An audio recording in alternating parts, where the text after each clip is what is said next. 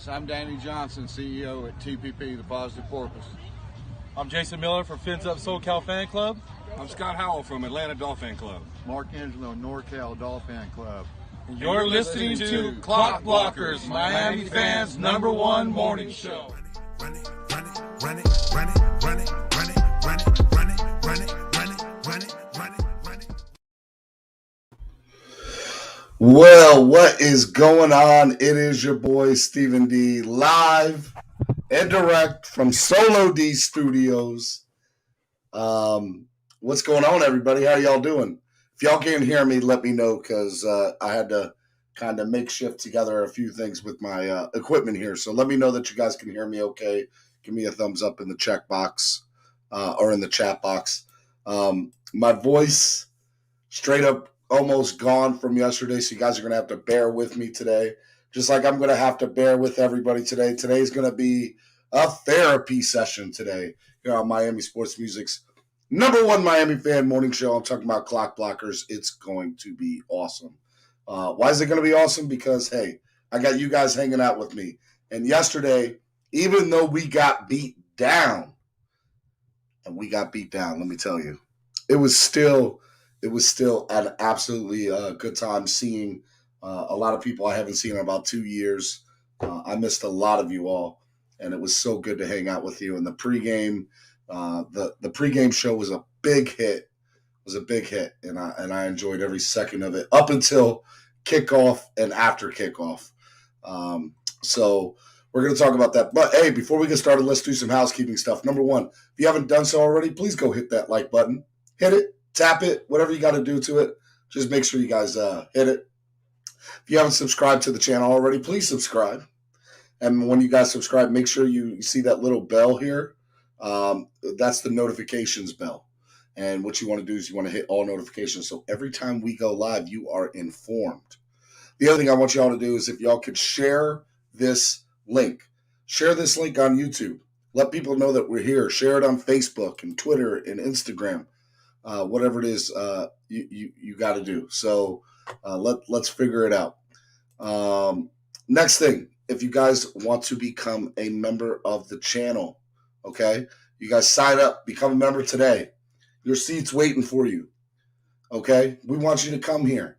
It's a hard Monday. Today's going to be the hardest Monday of the year, I believe, for everybody that are big, diehard Miami Dolphin fans. But that's okay. We're going to get through it together.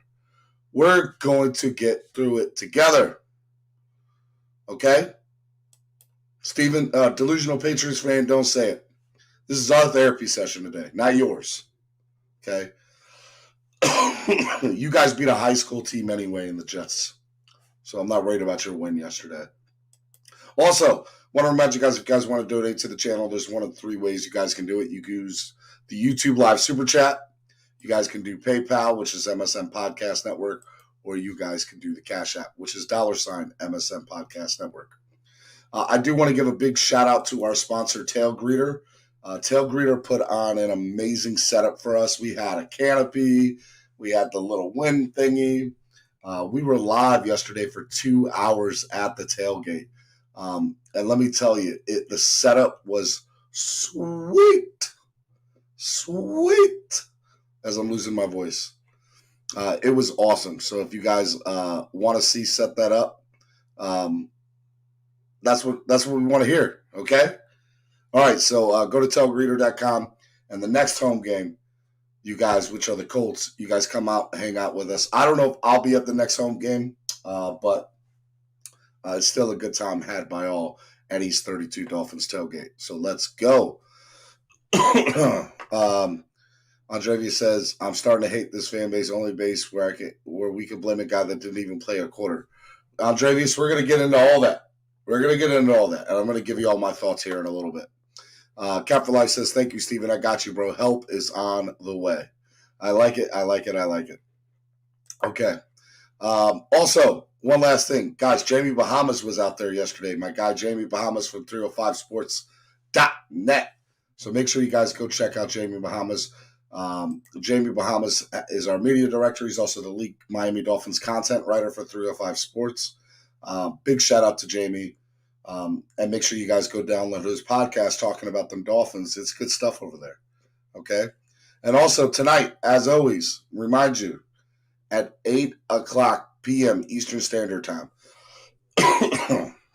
At 8 p.m. Eastern Standard Time, I want to remind you guys the Fire and Ice Combat Sports Podcast, hosted by Angel Ortiz, will be on 8 p.m. tonight. So make sure you guys go check out Angel. And then tomorrow night for my Spanish-speaking Dolphins, Hellfins, a Spanish-speaking Miami Dolphins podcast, starting at 9 p.m. Eastern Standard Time. So make sure you guys go check that out. Okay? All right. Now that I got all that out the way, as you guys can see, I'm chilling in Solo D's studio. You know, Miami Sports Music, the Miami Sports Music home base studio. Super excited about it. Yeah, it's going to be awesome. Okay. You guys want to hear? Solo said rule one of being a Fizz fan is you must have thick skin because the world's going to disrespect us in discussion. Okay. All right. I haven't said good morning to the chat, so let me do that real quick. Maston Park, what's up? Dolphin Don, Katie Toucan, Tracy Bailey, Rich V.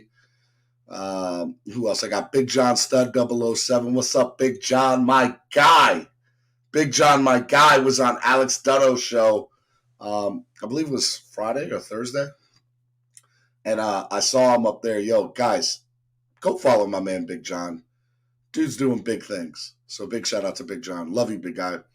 Chef Zhu, Rich V, Trey Burton, Tommy Lee, Andravius. Andravius came and hang out with us. He came and hung out with us on Friday during the live show at Dirty Sportswear. He just walked in. I was like, oh, I didn't realize it was Andravius. But Andravius come up and hang out with us. That was fun. Cat for Life. Dolphin Sweden, C. Dola, Delusional Patriots fan, Chef's Jews in the building. Who else I got up in here? Ian Baller already with the $2 donation. Thank you, Ian Baller. Pete was wrong about Brissett. He's a true backup. Let's see here. Trey Burton. Yeah, what's up? All right, everybody's in here. I like it. All right, so let's go down. All right. Yesterday, Rich V says no national media talk this week. For me all week. Yeah? Okay.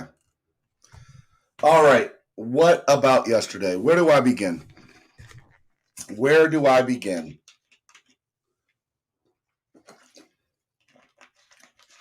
All right, let me tell you by telling you my real feelings, okay? I'm spread kindness, positivity, and love. And I'm going to do that in a minute because I am a fan just like everyone else. And I was frustrated as I don't know what yesterday. So let me explain to you, number one, and I want to say that I'm probably part of the problem with the fan base too, because I'll get to that in a second. I've been a fan for 30 plus years. I love this team. I love everything about this team. I lose money coming down here because I want to see this team play as well as I want to grow something within Miami sports music, right? I love this team. My passion is to do something that helps this team grow, this fan base grow, and I want to see it. And I know that our team has been the definition of mediocrity for the last 25, 30 years. They have been. They have definitely been the definition of mediocrity. And I feel like every single time we pump ourselves up, and again, I raise my hand to this. We pump ourselves up as a fan base. Oh man, we got the guy. We got the team. Let's do this. We're ready to take that next step. We go to New England. We beat New England in New England. It wasn't a pretty win, but it was a win. Tua had won 7 of his first 10 starts. Our head coach was having us in the right direction. We knew that there were some red flags. We get that. Offensive line could be better. We understood that. we knew that we weren't perfect.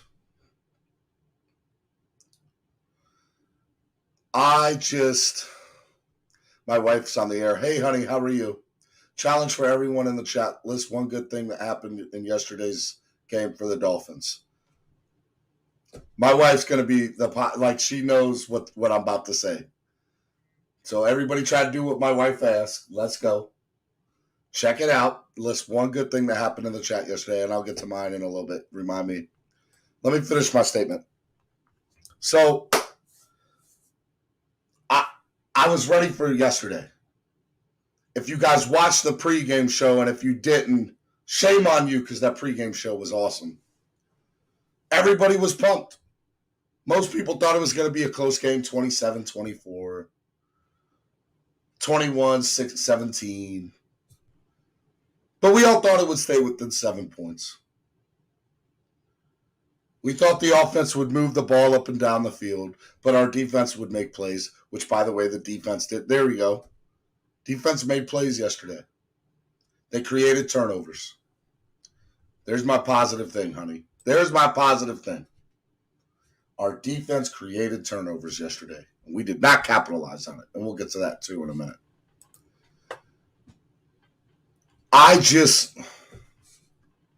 Big John said I ate a good ham and cheese sandwich. Shout out to Big John for the line of the day. Dude's Little Patriots says the pregame show was awesome. I appreciate that.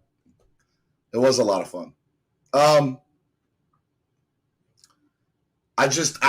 don't get it. We hype ourselves up. I was ready.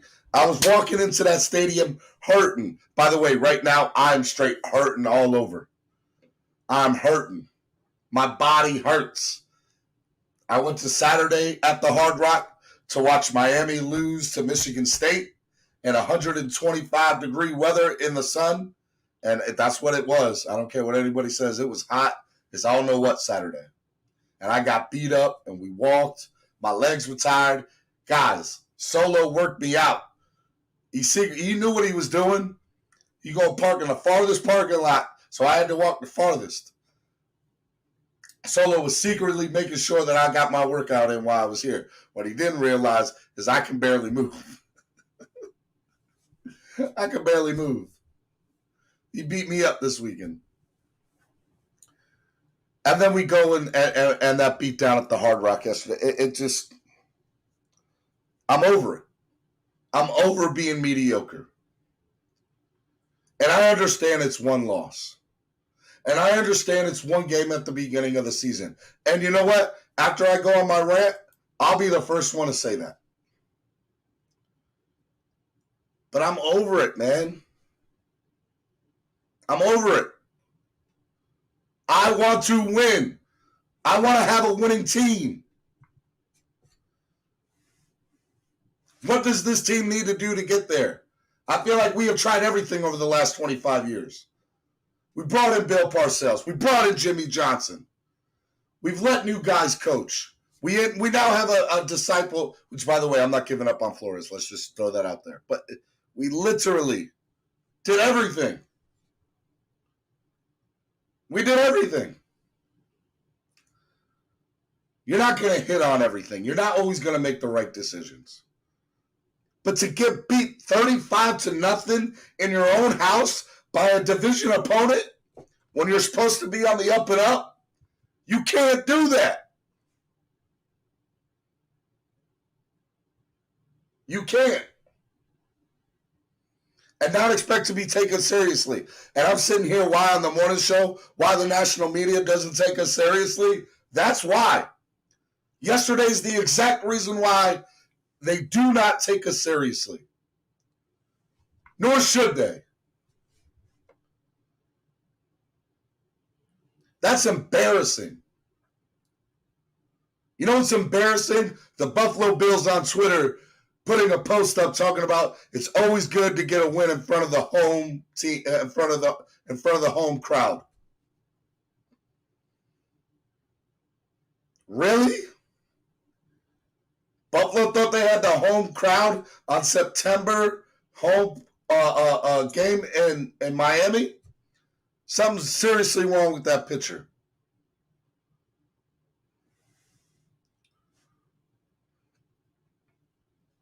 I don't know what to say. I don't know what to do. I don't know. These are my feelings. I thought it long and hard. Solo and I had a conversation yesterday. I was like, you know what, Solo? I'm going to get on. The fan base is going to be upset. He's like, well, how do you feel? I was like, I'm pissed. He's like, well, that's how you should go about it. I was like, but Solo, you know I'm all about kindness and positivity, and I want to. He's like, but you're not positive right now. You're upset.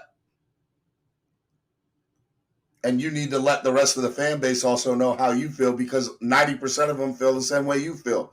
They're sick of it.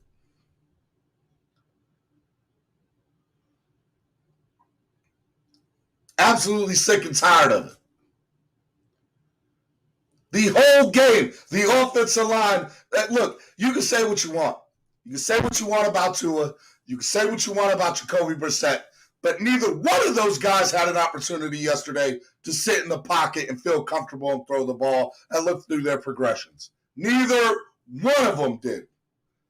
And that's why Tua got hurt. It wasn't because Tua held the ball. Tua got hurt because that offensive line, and I'm going to say it, sucks. The offensive line for Miami sucks. No way around it.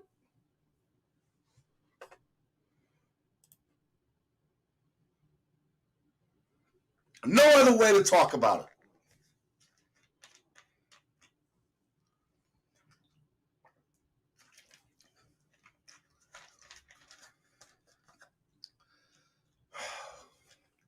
Trying to get my voice back.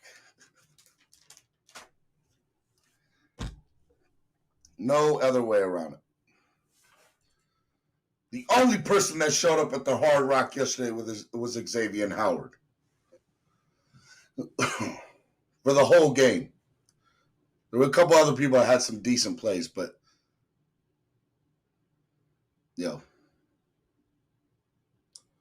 butthurt? Nah, man, I'm not butthurt. I'm pissed. You're a Dolphins fan. You're not pissed?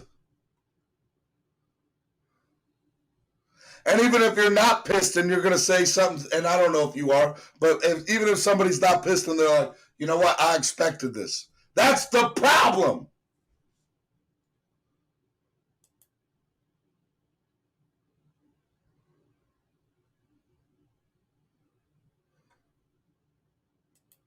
Spread pissiness, cursing, loudness. I'm sorry, Godfather. I'm sorry.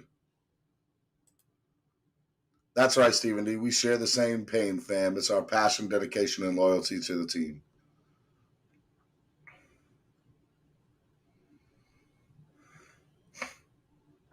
I don't get it, guys.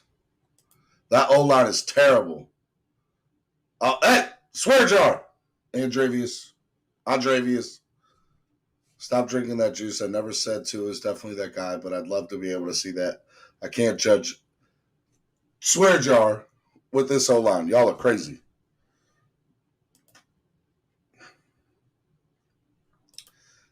Cameron, big shout out to Cameron, East 32 Dolphins tailgate.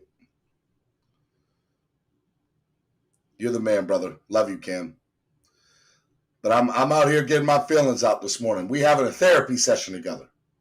Rich V says, ask Stephen D. SKPL. I said during the preseason that they're developing too many young players on this offensive line at once. Stop blaming everything on the O-line. Check all the snap Tua played until the injury. Clean pocket. Are you kidding me, Dolphins Sweden? Were we watching the? Hey, first of all, Dolphins Sweden, you're my guy. I appreciate the love, and I appreciate, and I want you to keep supporting me. But I'm going to call you out. We're gonna have a back and forth here for a minute. That offensive line played like crap. What do you mean stop blaming everything on the O-line? That's where it starts and finishes. Every time we got some sort of traction yesterday, woo, I can't do a whistle. Flag on the play. Illegal man downfield. Flag on the play. Holding offense.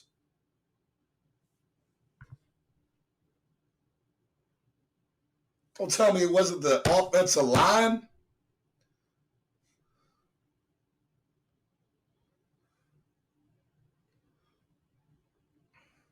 Saddest part is if they don't fix it, it's going to be a long season. Trey Burton says that the Bills send 7 players and we have 5 blocking. You do the math.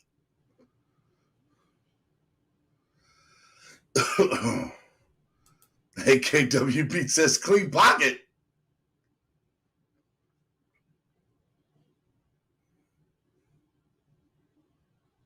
Nah, Tracy, overseas fans are the realest fans there are, just like us.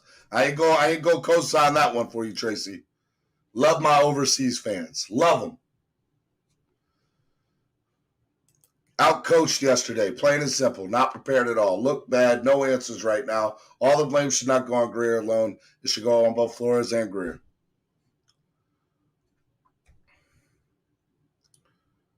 Now the Bills only sent 5. Absolutely, the D can't always win home games for us, and the O needs to step up. The D, hey, let's get something straight, okay?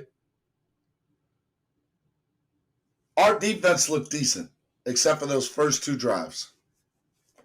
Even on the other drives that they made, it was something stupid that, got them saved and out of the mess.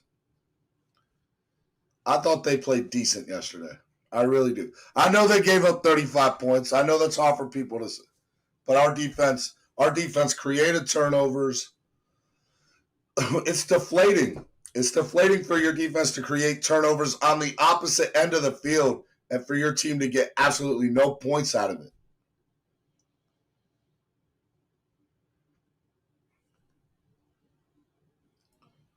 I don't know.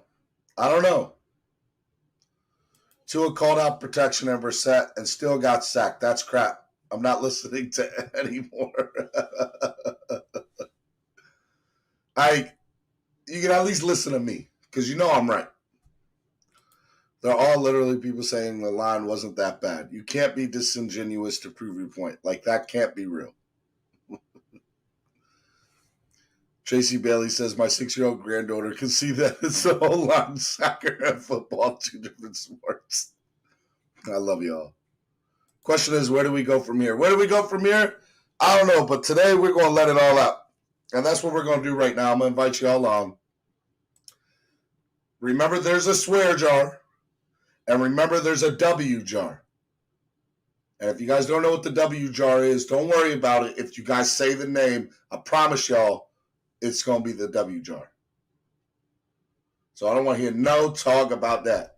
And the swear jar is going to be on point today. Chef Zhu, make sure you keep a track. But I want y'all to let it out. Let it out today. Let it out today. Family friendly, but let it out. Y'all ready? All right, here we go. In the comments section is the link to get on. I want to hear from y'all. I want to hear from you. I'm here for you. We can do this together. We can heal together. As a Finns nation, we can heal.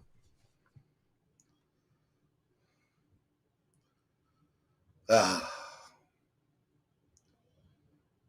right. Oh, Lord, here we go. This guy. My brother from another mother. What's up, brother? Oh, Lord, here we go. This I can hear me in the background. How's that? Better? Yes, I believe that's better. Hey, man. Good morning, first of all. Good morning. We should label Mondays "Stay Positive Mondays." Not today, cuz. Not today. Hey, listen, man. Number one, it was a good day. Started out good. You ran a great podcast in the morning. I think it was really cool to be live from the tailgate and show everybody what we got going on and have everyone stopping by and saying hello. And it was good to be back out there after 18 months or whatever it was that we've been gone through COVID and everything. So I'll take that as a win. How's that? Hey, after 2 years of not seeing everybody, it was really like, I tell people all the time, it doesn't matter how bad we lose or how close we lose. If the tailgate was on point and we all got together, the day itself was a win. Absolutely. And that's the way I feel. So here's my 2 cents about the game, right? Bills came out strong, right? We expected them to, and we gave up quick 14, right? We didn't help ourselves in offense, but I'll get to that in a second. But I don't want to hear anything about the defense, giving up 35 points because they were on the field way too long because our offense couldn't get anything done. The defense kept us in that game in the first half, right? We had drop passes from Albert Wilson, not once but twice. We had Parker. One of them in the end zone. Parker with the ball in his hands from Brissett. That was a touchdown. We had Grant. And listen, I'm the biggest Grant stan there is. But, man, you know what? We can't have that. And he was pulled, and Flores pulled him, right? Yep. And then what does Waddle do? He fumbles the ball. I lied to you not. So I'm sitting there with Jared and Dolfreaky, and I said, thank God they pulled him. Thank you, Waddle. And there's Bills fans behind us. And as soon as he fumbled, they're like, thank God he fumbled. I was like, I can't win. I can't win. At that point in the day, I was like, man, no matter what happens, it ain't going to go our way. Nope. And it was just one of those days. So it's all snowballed from that, right? So what pissed me off the most, right? And I don't think that's a swear jar word. What pissed me off the most is that we thought we were more than what we were, right? The decision on 4th and 2 from our own 40-yard line, whatever it is, to take points off the board, not kick a field goal with the damn best place kicker in the NFL, or at least top 3, to get a guaranteed 3 points, and we try to go for it for 4th and 2. I told people yesterday afternoon, if we hadn't went for the field goal, and then I want to say our next possession or the possession after we would have won again, it would have been 14-6. 14-6 at least, 14-10. Who knows, So it killed the momentum, right? Because that was Brissett's first drive. He came in, he made some nice passes. He had 3 nice passes to Gesicki, or 2 nice passes on that drive to Gesicki, which I think I commented that was Gesicki's first pass catch all season. And he was starting to get a rhythm. The offense is starting to get a rhythm. Okay, they got stopped at 4th down, but you kick the damn field goal. Don't take points off the board, especially against a team that you're already down 14 points to, that you already know that you have a tough time scoring, and you know that they're going to come out and score more points, right? You don't take points off the board. So I was really, really upset with that. Trey Burton said Brissett got us in the red zone 3 times yesterday. Yeah, and we didn't capitalize. It was a Grant fumble. It was a Wilson drop pass, and it was a Parker, drop pass, a ball on his hand. So you know what? Brissett did his job. But here's the other thing that I'm upset about. We got away from the run game. In the first half, Gaskin and Ahmed were averaging 6.6 yards a carry. All right, we got down 3 scores, and we got away from that, right? So because you got to pass the ball downfield. But you know what? You got to keep Allen off the field. And we were, our offensive line, for as crappy as a day that they had, they were opening up holes for Ahmed and Gaskin, especially off the right tackle. And number 3, my biggest question is, why wasn't Eichenberg playing? He was healthy. He was sitting on a knee on the sideline. And I'm like, what is going on, man? And Jackson, listen, that guy has regressed. He is not playing worthy of his draft status. He is not. That guy. He's the one who's got to be sitting on the bench, because, man, it was a turnstile over there on that left tackle spot. It was absolutely insane yesterday, man.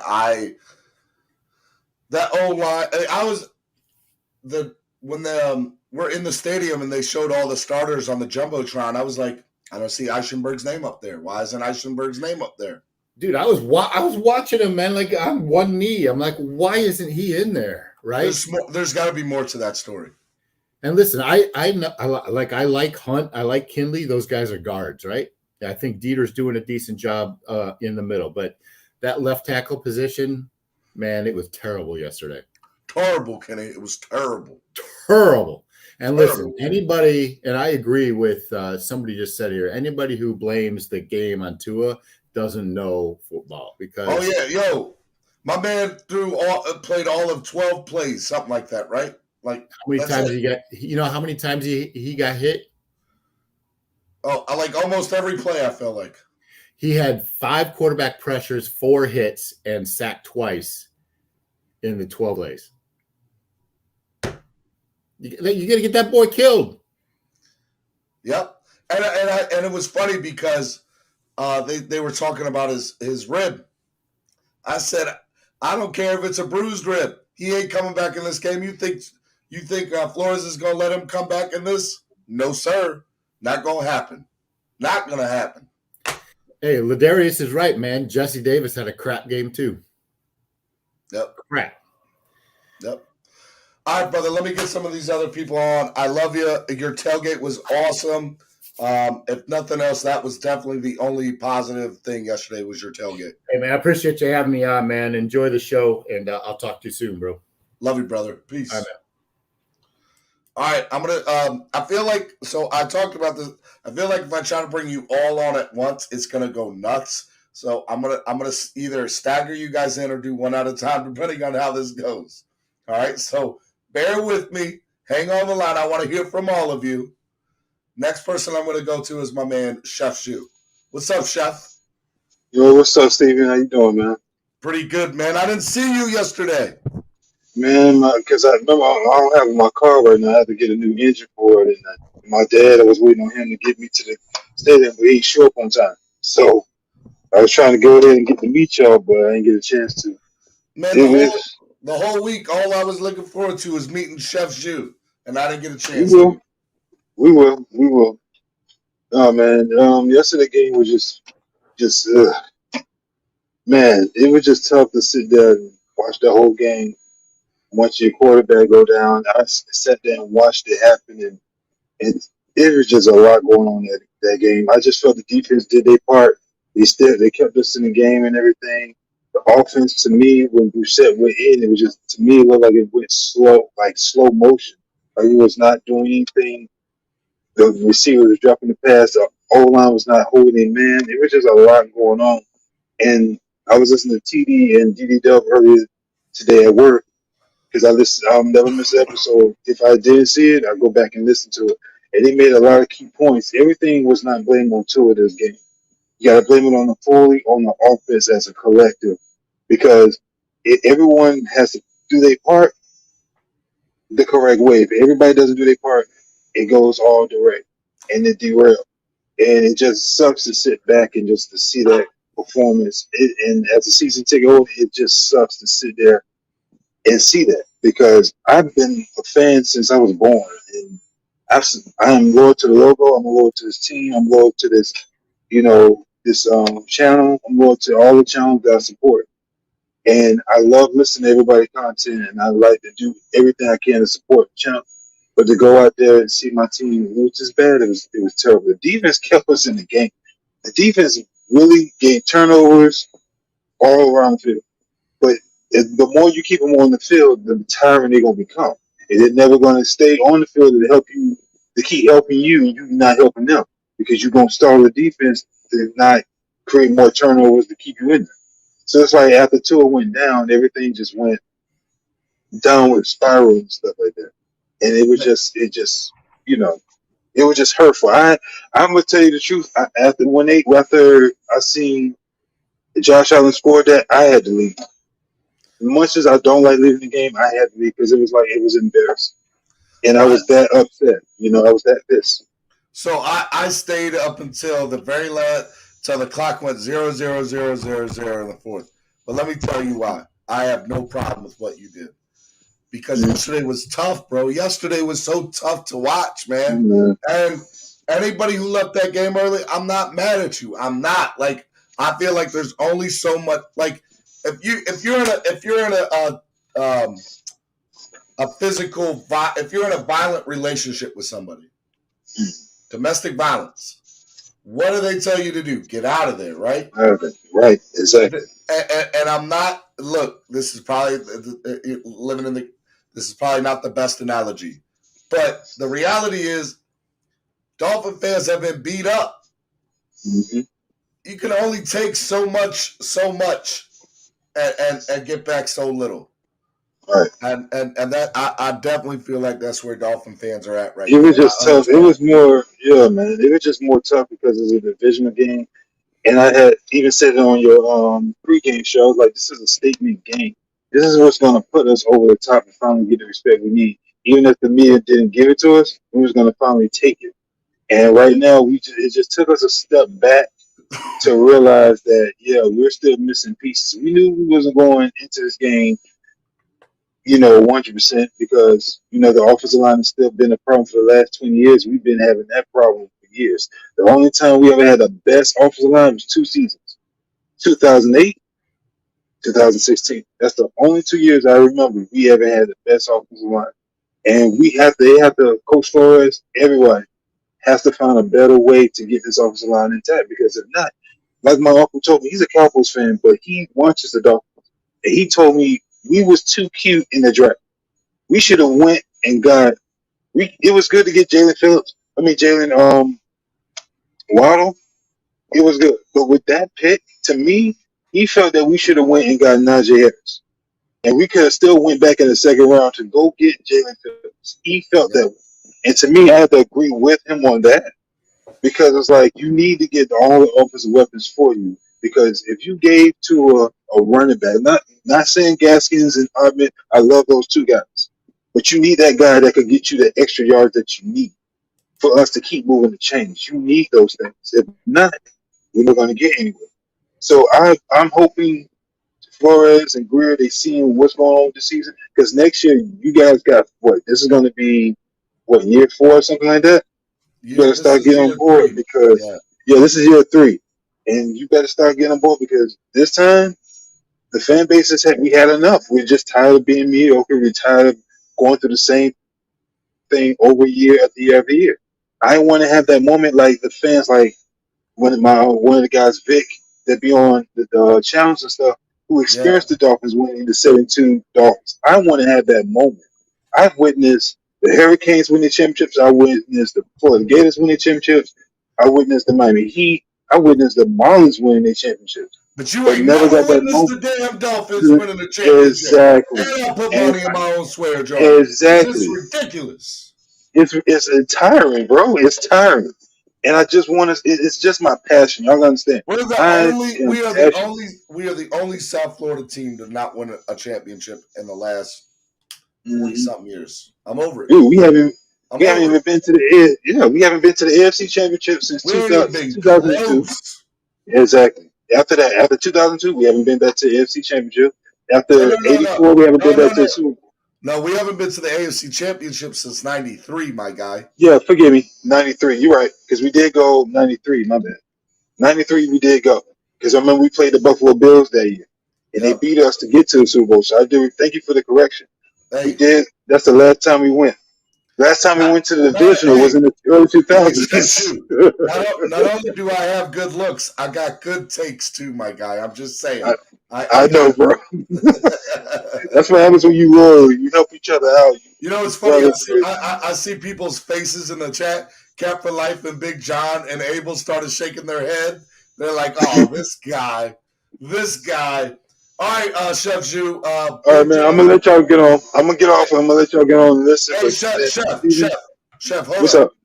Big John, Cap for Life, Ian Baller, Z-Man, Abel, and Russell. Who should come up next?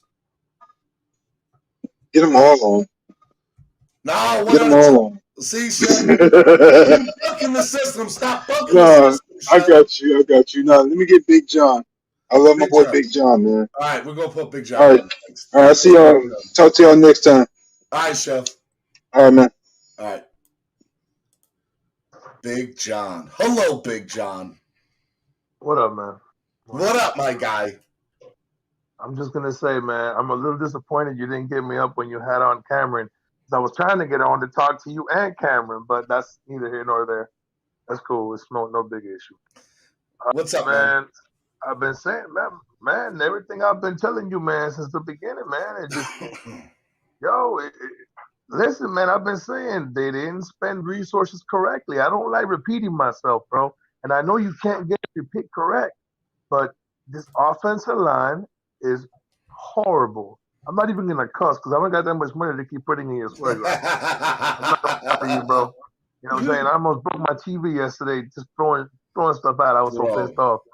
Because the thing is, bro, you see it happening.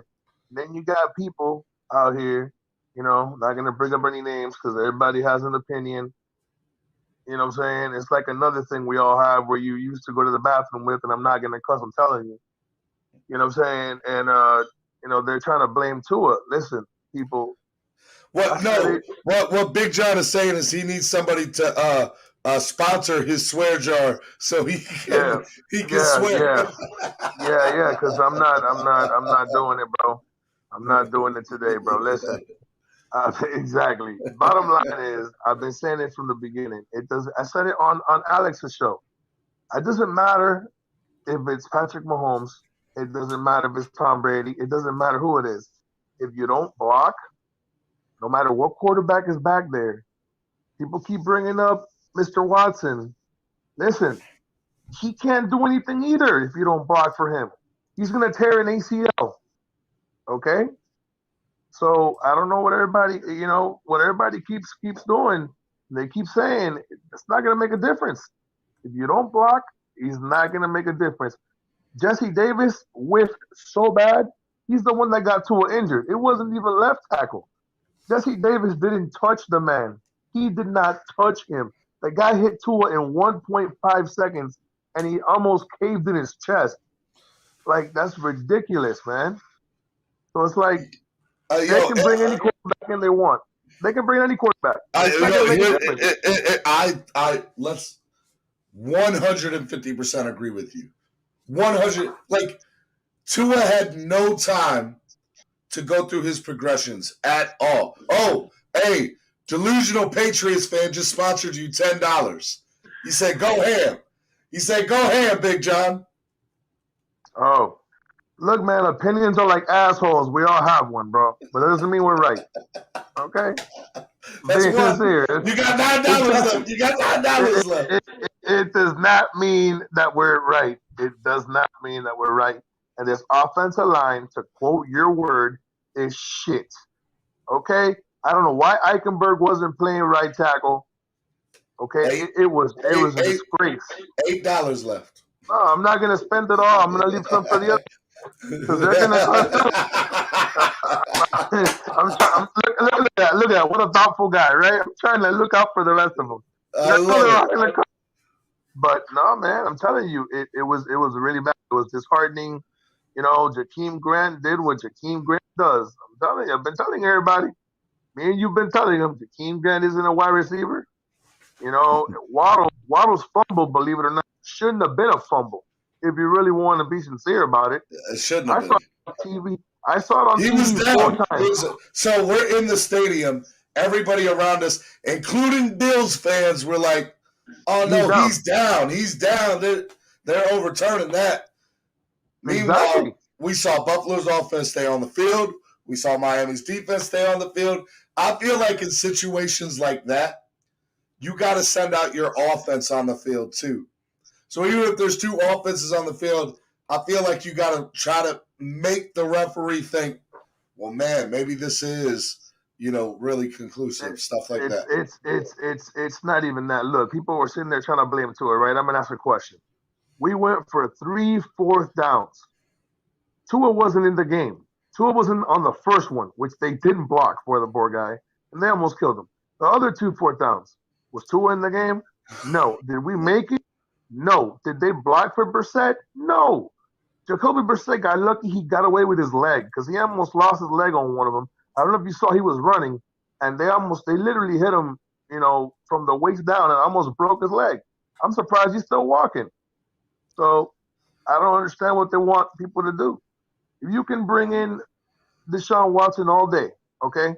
If you don't block for him, he's not going to have an ACL. He's not. At all. Doesn't matter what we do. Yeah. He's not going to have one. Yeah. Or ribs. Look, what happened to Patrick Mahomes in the Super Bowl last year? 2 tackles were gone. Did he have a chance? No. That man spent more time running backwards than he did throwing the football the entire Super Bowl. Those are facts. Now, do they want us? If they want to change Tua, go ahead. What are you going to do when you spend 5 draft picks to bring in a guy when the problem is not the quarterback? The problem is the offensive line. I was saying that earlier, and you were telling me, remember when you hold on, Hammer. Jakeem Grant did drop some passes, my guy, just so you know. He did drop some passes. Okay, so he didn't drop the ball. He fumbled. That's worse. If you drop the ball, you play another down. If you fumble the ball, they get the ball. Like, I'm just saying. I'm just trying to keep it, right. make you understand. So make you understand. All right, hey. Yeah. Cap for life, Ian Baller, Z-Man, Abel, and I have, who else I got up here? Russell. Pick the next person that goes on. I'm only gonna pick Cap, not only because I love him, but because he keeps shouting me out everywhere. Abel feels some type of way. Abel right back there shaking his head like, man, and Russ over here raising his hand too, like, yo, my guy, I'm trying to get on, yo. All right, I got you guys. I'm gonna let Cap go up just because Cap saw I was in his car, and his phone might die before everybody else's phone dies. So okay, we're gonna go with that, man. Yo, I love you, man. John. I love you too, brother. Sounds good. Thank you for coming on. Yeah. We all got a vent, man. We do. Yes. All right, man. I'll let you go. All right. Cap for life. Cap for life. You're on, Cap. Thank you, BG. Thank you, Steven. Yeah, no, I'm gonna make it short and sweet, man. Like, yeah, people, if you have football IQ, yeah, it starts with the quarterback, and yeah, we're not gonna blame the quarterback. Yeah, okay, that's fine. But we also know, if you know football, this O-line was busted for 15 years, and you didn't draft the O-lineman, who, by the way, is pretty much blocking Nick Bosa like if it was no problem. But nobody wants to talk about that. Yeah, let's not talk about that. And, for one coach to say, all right, I can get rid of 5 offensive coordinators, no problem. Man, if you want to go ahead and pull a unicorn and start cutting linemen, then start cutting coaches too. You got Bill Callahan out there who's proven he can do chicken bleep, and turn it into chicken salad. Hey, but let's not go there either. Yeah, that's fine. Let's just keep. Cap, you got $8. You can cuss. You got $8. Okay, look, man, I want to make this pretty much an even kill for everybody behind me. I'm not going to take that long. But you know what? If everybody wants to keep babying the quarterback situation and coddling and all that BS, like, keep making excuses, and let's see how that works out for you. Everybody wants to dog Pete. Everybody wants to dog Great One. And let me tell you, those guys have been on point for a year and a half. It all starts with everything that goes up front with the drafting. And let me tell you something. Noah Iganagani, how you say his name, MIA. All right? Who else? Austin Jackson, MIA. Who else you want me to name that were first rounders? You want me to keep going now, or you want me to act like that didn't happen either? You guys need to wake the hell up, man. You guys got what? Lamar Jackson balling. You guys don't want to talk about that. Ryan Tannehill's balling. You don't want to talk about that either. Justin Herbert threw 2 picks and still looked like Mac Jones from last week. But y'all don't want to talk about that. You keep baby coddling the situation. You're going to end up seeing the quarterback situation is the problem. And as last time I checked, if he doesn't play, the quarterback is the problem. So keep blaming the O-line. Let's see how far that gets you in life, because I've been watching the O-line suffer for 15 years, and they haven't done jack shit about it. So let's see how that works. And by the way, Dougley, do wrong. Drew Brees broken rib and bruised ribs and still went out there like a G. But let's not talk about that either. All right? You know what I had to my say? Bill Callahan's out there. If you want to fix the problem and put it with a Band-Aid, go ahead. But until then, you get a real fucking quarterback and stop acting like we don't have one. I'm out, bro. I got you next week, homie. Oh, yeah, he didn't even pick nobody. All right, I'll put Russell on next. Russell, wait. Russell! Thank you. I got to go to work. He's like, I got to work. Some people got jobs around here. Yeah, like I've only got so much time. Okay, so I'm going to try to be short and sweet, but I tend to drag it on. So if I do drag it on, please stop me. So I've got there's some swear jar money still available. There's $7. Actually, no, the F word is $2, so there's $6 still available. All right. Fuck Chris Greer. I hated Now the hire. there's $4. Now there's $4. I hated the hire when we hired the guy. I said it plain and simple. What Jalen Phillips do yesterday? Nothing. He should not have been the 18th pick. Not only that, Jackson shouldn't have been the 18th pick in 2020. Also, Igbenogany shouldn't have been our other pick in 2020. As far as I'm concerned, Greer has whiffed on just about every first-round pick. And I made it very clear earlier before with all of this. This draft should have been about Tua. And Greer and Flo and this talent evaluators and all of them suck. They're trash when it comes to finding linemen and a running back. They can't even do that. I don't care if Gaskin's averaging so many yards. We are missing the back that I have been asking for, and that is simply Najee, because he is the closest thing. I am not comparing the two, but he is the closest thing I've seen in a Dolphins uniform that would look like Ricky Williams. I am tired of them not getting this through their heads. You win in the trenches and you need a run game. RPO, run, pass, option. They don't call the correct plays because they don't stick to the run. They get away from it. Real quick, shout out to Hammer. He added $10 into the swing. Yo, people want people to get stuff off their chest today. So now $14 left. But remember, you got people behind you. So be careful, Russell. But there's $14 I in said there what now. I said what I wanted to say in terms of cussing, because I really do not like Greer. I didn't like the hire from the beginning. I thought it was ridiculous. We might as well have Dennis Hickey up in that office, man. I'm done. I am done. Bro. Well, you know what? At least he could find halfway decent offensive linemen. He drafted Jawan James. I mean, he was at least halfway decent when he was in Miami. You just compared Dennis Hickey to Greer. Come on, that's how, dude. The only thing they're good at is drafting corners or trading for corners. That's what Greer's good at, is trades. That is it. Outside of that, he is garbage. And I'm tired of people telling me that it's not on Greer. They need time to develop this, that, and the other. Austin Jackson's the same player he was in freaking USC. He is a bust. Flat out, it will never get fixed.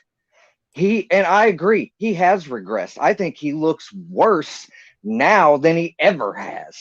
And I also will state, I better not see him starting at left tackle in a game again. And for everybody who did not notice, Eichenberg did play in that game because Jesse Davis got hurt. He went in, and guess what? That right side got better.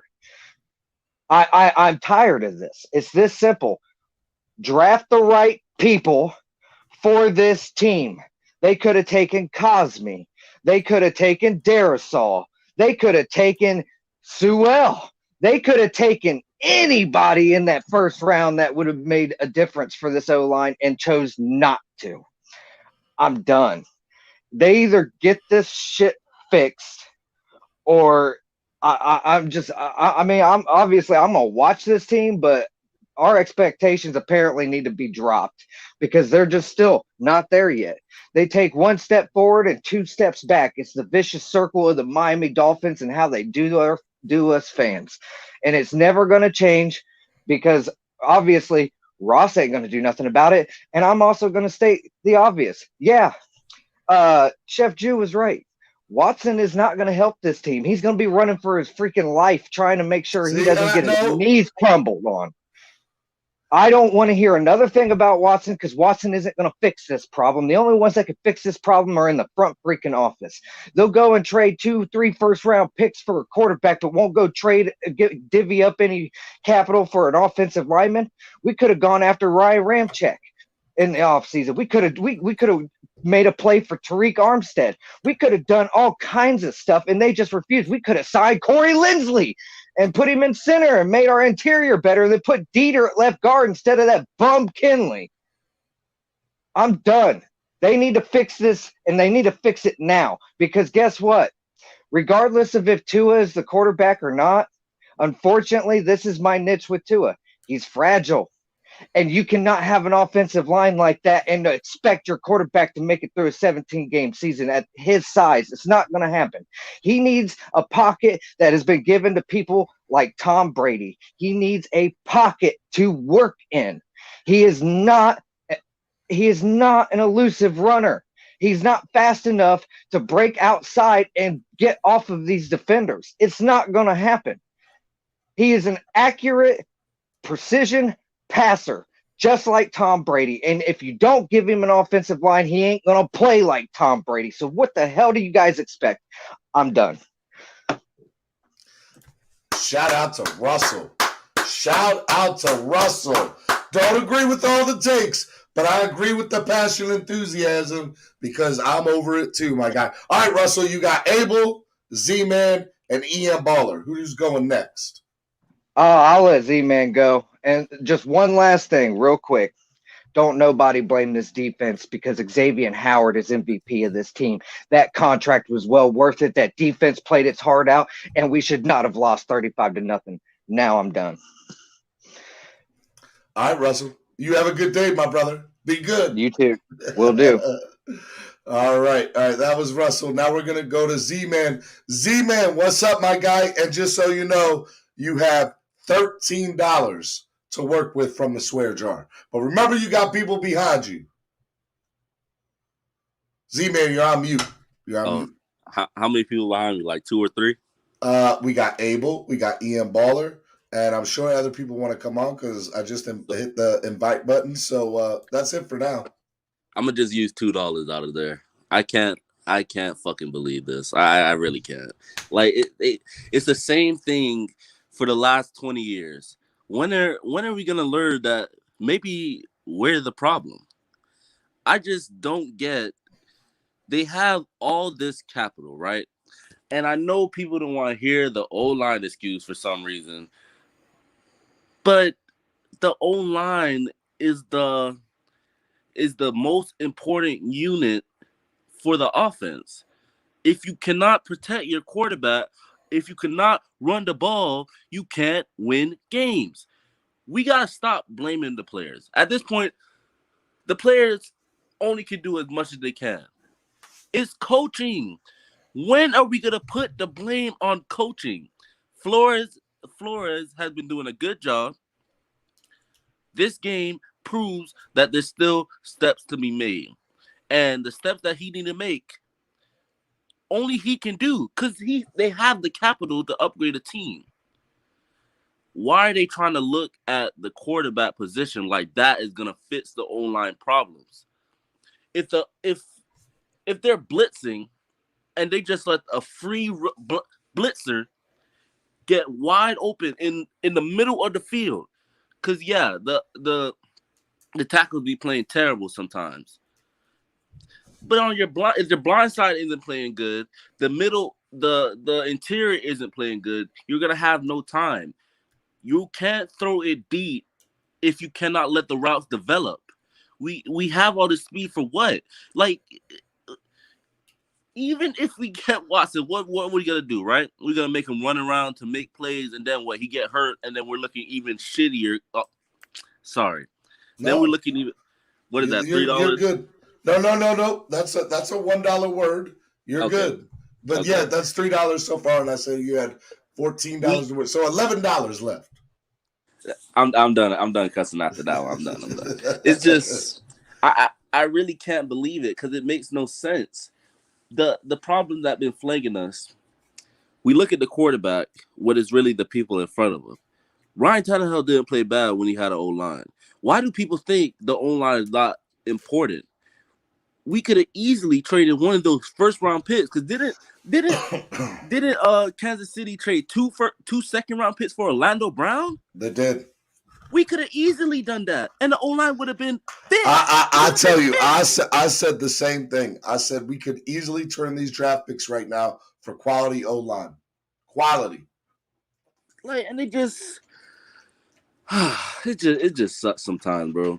Like, I understand we want Tua to be all this type of stuff, And I understand it's his second year. I understand he don't look amazing. I understand all this stuff. But we knew what Tua was. We knew what type of quarterback Tua was.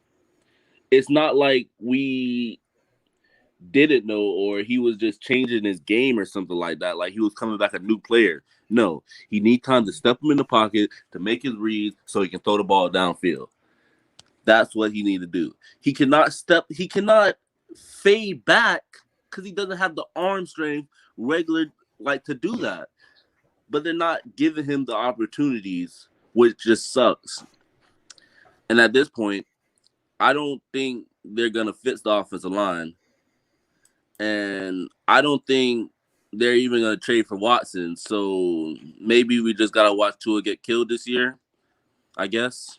Yep. Because that's all it really seemed like. Because it's not like if they seen this offensive line for 2, 3. This just made me so mad. They seen this offensive line for months getting killed. We heard about it in the media. Here's the thing. It's not like Buffalo did anything different than what they've normally done. They ran their same offense. They ran their same defense. They didn't do anything different than they've ever done against us. Buffalo sucked yesterday.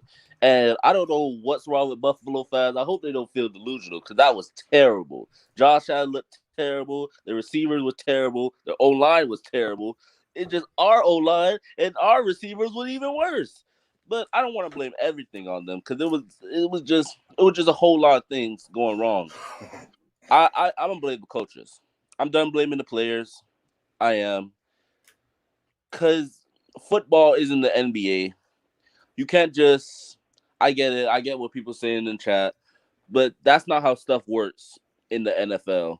These players need to be coached up. And they're not doing a good job. Because Jesse Davis is a vet. Why are you letting a free rusher on the outside, on his blind side, just come free? Are you kidding me? That's just basic stuff. You gotta let the person who takes the longest to get there, which is gonna be the person next to the guy who got free.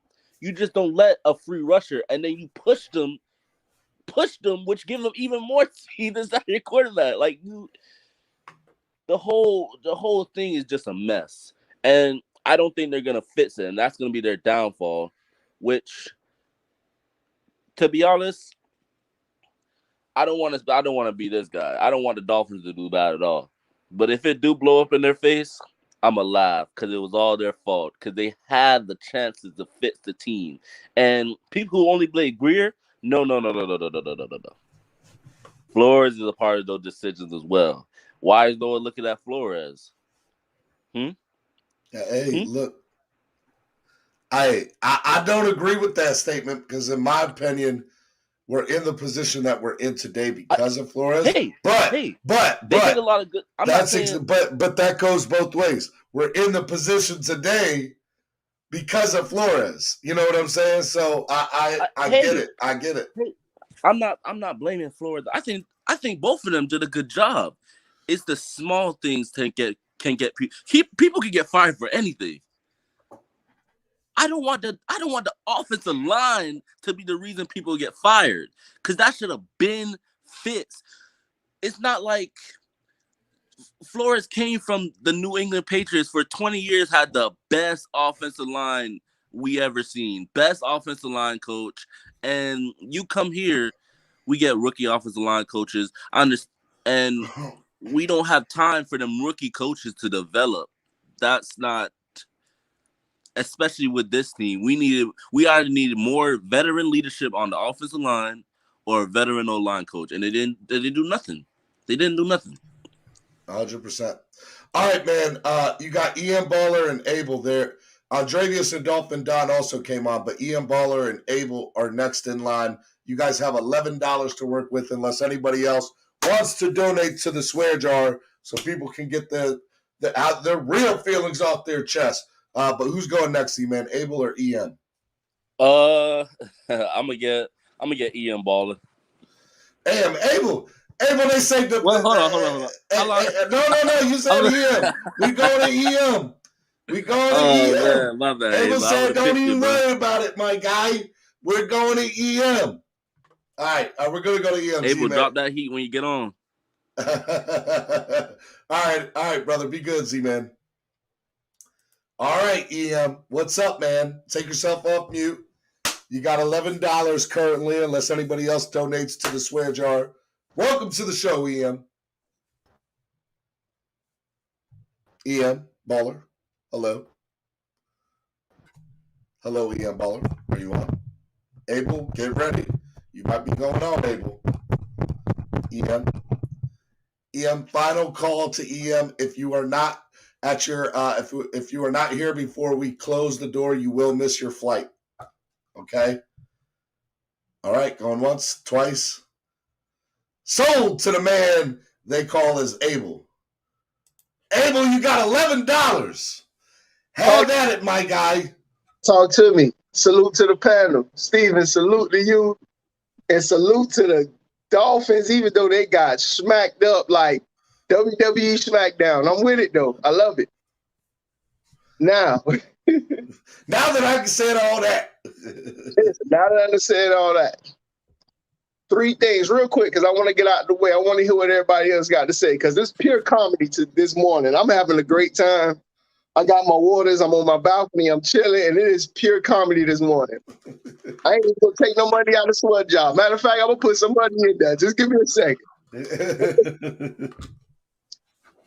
The Buffalo Bills get paid too, y'all. They defensive coordinators watch film too. They seen something on film. Those first couple plays is not no mistake. They seen something on film and said, hey, put them right there on the line and send them. 2 sacks in the first drive. Second drive, he's out of the game. That's crazy, man. That is crazy. Now, usually when teams get smacked up like that, something happened during the week. Something with the prep went wrong. Something somewhere went haywire and went bonkers. Trust me, something somewhere. I wonder what's going on with that Fuller thing, but we ain't gonna go there. That's not what we're here for. Now, next thing is that O-line sucks. They're horrible. There ain't no other way to say it, bro. There ain't no other way to say it than they suck. I don't know if Buffalo schemed something. I'm trying to figure this out. Like, did they scheme because it was bad? Like, it was really bad. Like, it was really bad. Like, are they that bad, or is Buffalo that good? Did they see? No, dog. They, in my opinion, they really that bad. I think they're that bad. Steven, this is the NFL. I got you, my guy, but how does that happen? You let me know. We've been watching the same offensive line for 30 years, bro. Ain't nothing changed. Ain't nothing. That's what gets me, and that's what I believe gets, like, it doesn't matter who's in charge behind the wheel of the bus. The same people keep getting on. I'm over it. The same people keep getting on. You know what? I don't know, man. Richmond Webb was good. Right? Like, we had but that was 30 years ago. Richmond's my boy. Richmond's my A1 from day one. I love Richmond. But we don't have no Richmond.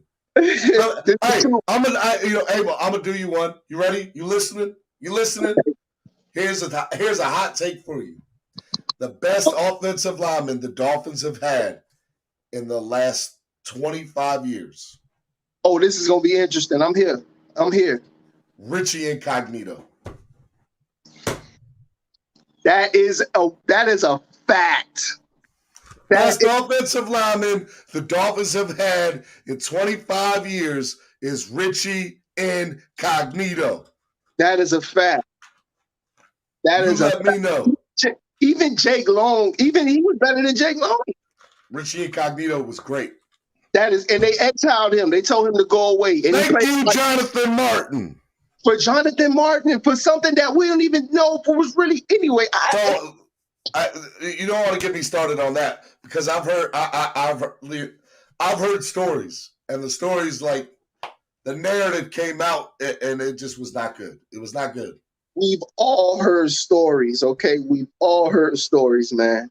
We've all heard stories, but Just overall on the game, it was a team effort. I know we don't want to blame Xavier Howard. Xavier Howard gave up a touchdown.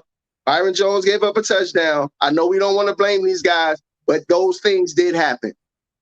Correct? Am I right or wrong? No, you're right. You're right, yo. So I know he got a pick and we got turnovers. Listen, the defense gave up points. This was a total team effort. Everybody put together and sucked together.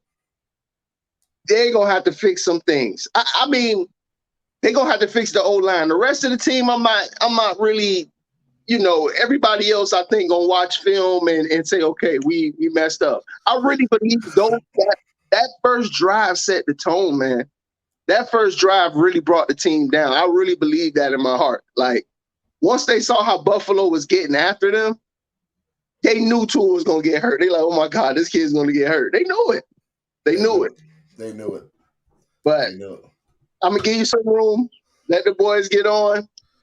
Man, y'all, listen, support the platform. Matter of fact, I'm going to be in the chat. AKW Beats, I'm in the chat right now. And I'm going to just keep enjoying the show. Steven, shout out to y'all. Salute to everybody. Salute to the chat. I'm out of here, man. Peace. Peace. All right, now I'm trying to bring on EM Baller. EM, what's up, EM? Is my mic working? EM, your mic is working, and you have $11 worth of currency from the swear jar. Awesome. Okay, you got $11 credit.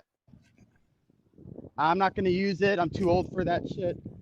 Okay. See, there we go. Right, there you go. There's 10. There you go. Okay, you got me. All right. So, a few things. One, this O-line is terrible. I mean, we all know that. It's terrible. But what I disagree with is thinking that Sam Cosmi is going to fix this entire O-line, or Sewell would have fixed this entire O-line. Liam Eichenberg is playing pretty good at right tackle, because I said he is a left end and he's a right tackle. If Jesse Davis starts versus the Raiders at right tackle, I'm gonna be pissed. Liam Eichenberg needs to start at right tackle, and I'm almost done with Austin Jackson, but I will give him a little bit more time just because he's very young, and But the biggest problem is the coaching of this O-line. The Redskins have one of the Redskins and the Raiders, not the Redskins, the football team, whatever. They have one of the better O-line coaches out there, and the Dolphins have a rookie O-line coach.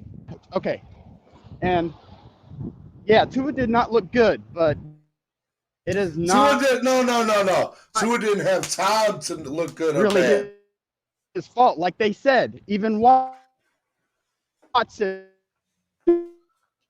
EM, you're breaking up, my guy. You're breaking would up not real bad. play very. Sorry, what'd you say? I say you're breaking up real bad.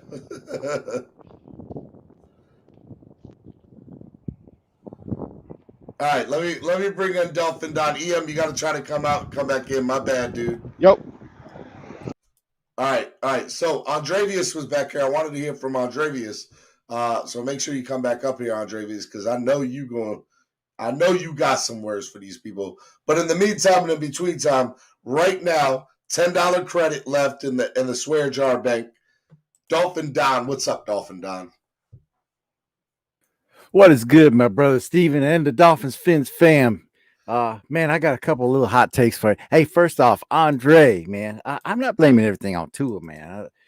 But he was definitely the part of the problem, because the whole time I was watching the Chargers and the Cowboys game, Justin Herbert was telling me every throw he made, we screwed the pooch. I'm sorry. Oh my God! Every throw he was making, he was getting pressure. It wasn't that. But be real, Don. If Herbert was here, he would be going through the same crap that Tua is. He would be making more plays. I believe that in my heart of hearts. And I'm just going to leave that there where it is. But you got to have time to make plays, man. Well, true that, but I mean, it wasn't like he wasn't getting pressure against the Cowboys. Did you watch that game? Honestly, I did not, man. I did not watch the game. All I watched was the beatdown that we had. I didn't watch the 1 o'clock game. 1 o'clock games because I was there, and then the 4 o'clock games I was out in the parking lot, drinking some alcoholic beverages, trying to forget the pain of what we had. I feel you. Well, I mean, and I'm not completely off board with Tua, man, because I really, I like the guy a lot, man. But I feel like, Tua might be our Windows 8 and Jalen Waddle's our 8.1. Because really, we could have done a lot better with that 6th pick than getting another receiver. Just my opinion. Because what has he really added to the team per se, as compared to another position like people were talking about? And I'm not saying one lineman's going to affect everything, but it's going to help. And also the coaching. The coaching is number one. That's what the real problem is. That's my opinion. Yo, and I'm not going to use no swear jar money. Hey, well, AKW Beats Abel just put in another $5, so now the credit's up to $15. Yo, somebody about to come on here and drop some names. Yo, Abel, man, that beard, man, that looks a little bit like X to me, man. AOX, Ayo dog. All right, Dolphin Don. Who we got? Andrevius, D-Dub, and Ennis. Andrevius actually was next in line, so it would be Andrevius. Yeah. But after Andrevius, D-Dub or Ennis? I'm gonna go Dre, man. And nothing but love, everybody. Okay. All right. Sounds good, man. Be good. Peace. Peace. Andrevius! What it do? Can you hear me? Oh, I can hear you, my guy. And you got $15 to work with. So make it happen, Captain. I ain't even coming on here to be all cursing and yelling today. I'm just coming to say that people who are trying to say that the offensive line wasn't that bad yesterday, you are insane. You are out of your rabbit ass mind if you think that the offensive line was not the problem yesterday. Bruh, Jesus Christ could not have saved us with the offensive line play we had yesterday. Jesus Christ would have been like, I ain't got enough miracles for this, baby. I ain't got the miracle for this today. There is nothing. I'm gonna tell you something that the people who get mad at Tua today don't want to tell you. When Tua got out the game and Jacoby Brissett came in, they were praying Jacoby Brissett balled out so they could talk shit about it today. And when he didn't, they was just like, oh, well, it's still Tua's fault somehow. It's still Tua's fault somehow. They saw that even the other guy that they were praying was gonna make Tua look even worse would have came in and saved the day, and he didn't. He didn't do anything. If you saying he played well, you're crazy. You like, I can't. I don't know what Tua could have did yesterday with his 5 snaps or whatever it was. I don't know what he could have did to make y'all feel like how can it be your fault when you play for like 4 minutes? How can a game be your fault when you pay it for 4 minutes? How? Somebody make that make sense to me. So I just want somebody to logically say that he played 4 minutes. That's why Buffalo scored 35 points and we had 0. Somebody make it make sense. I really want somebody to make it make sense. Hey, I can't, bro. I've been doing the motherfucker didn't even play, and it's somehow his fault.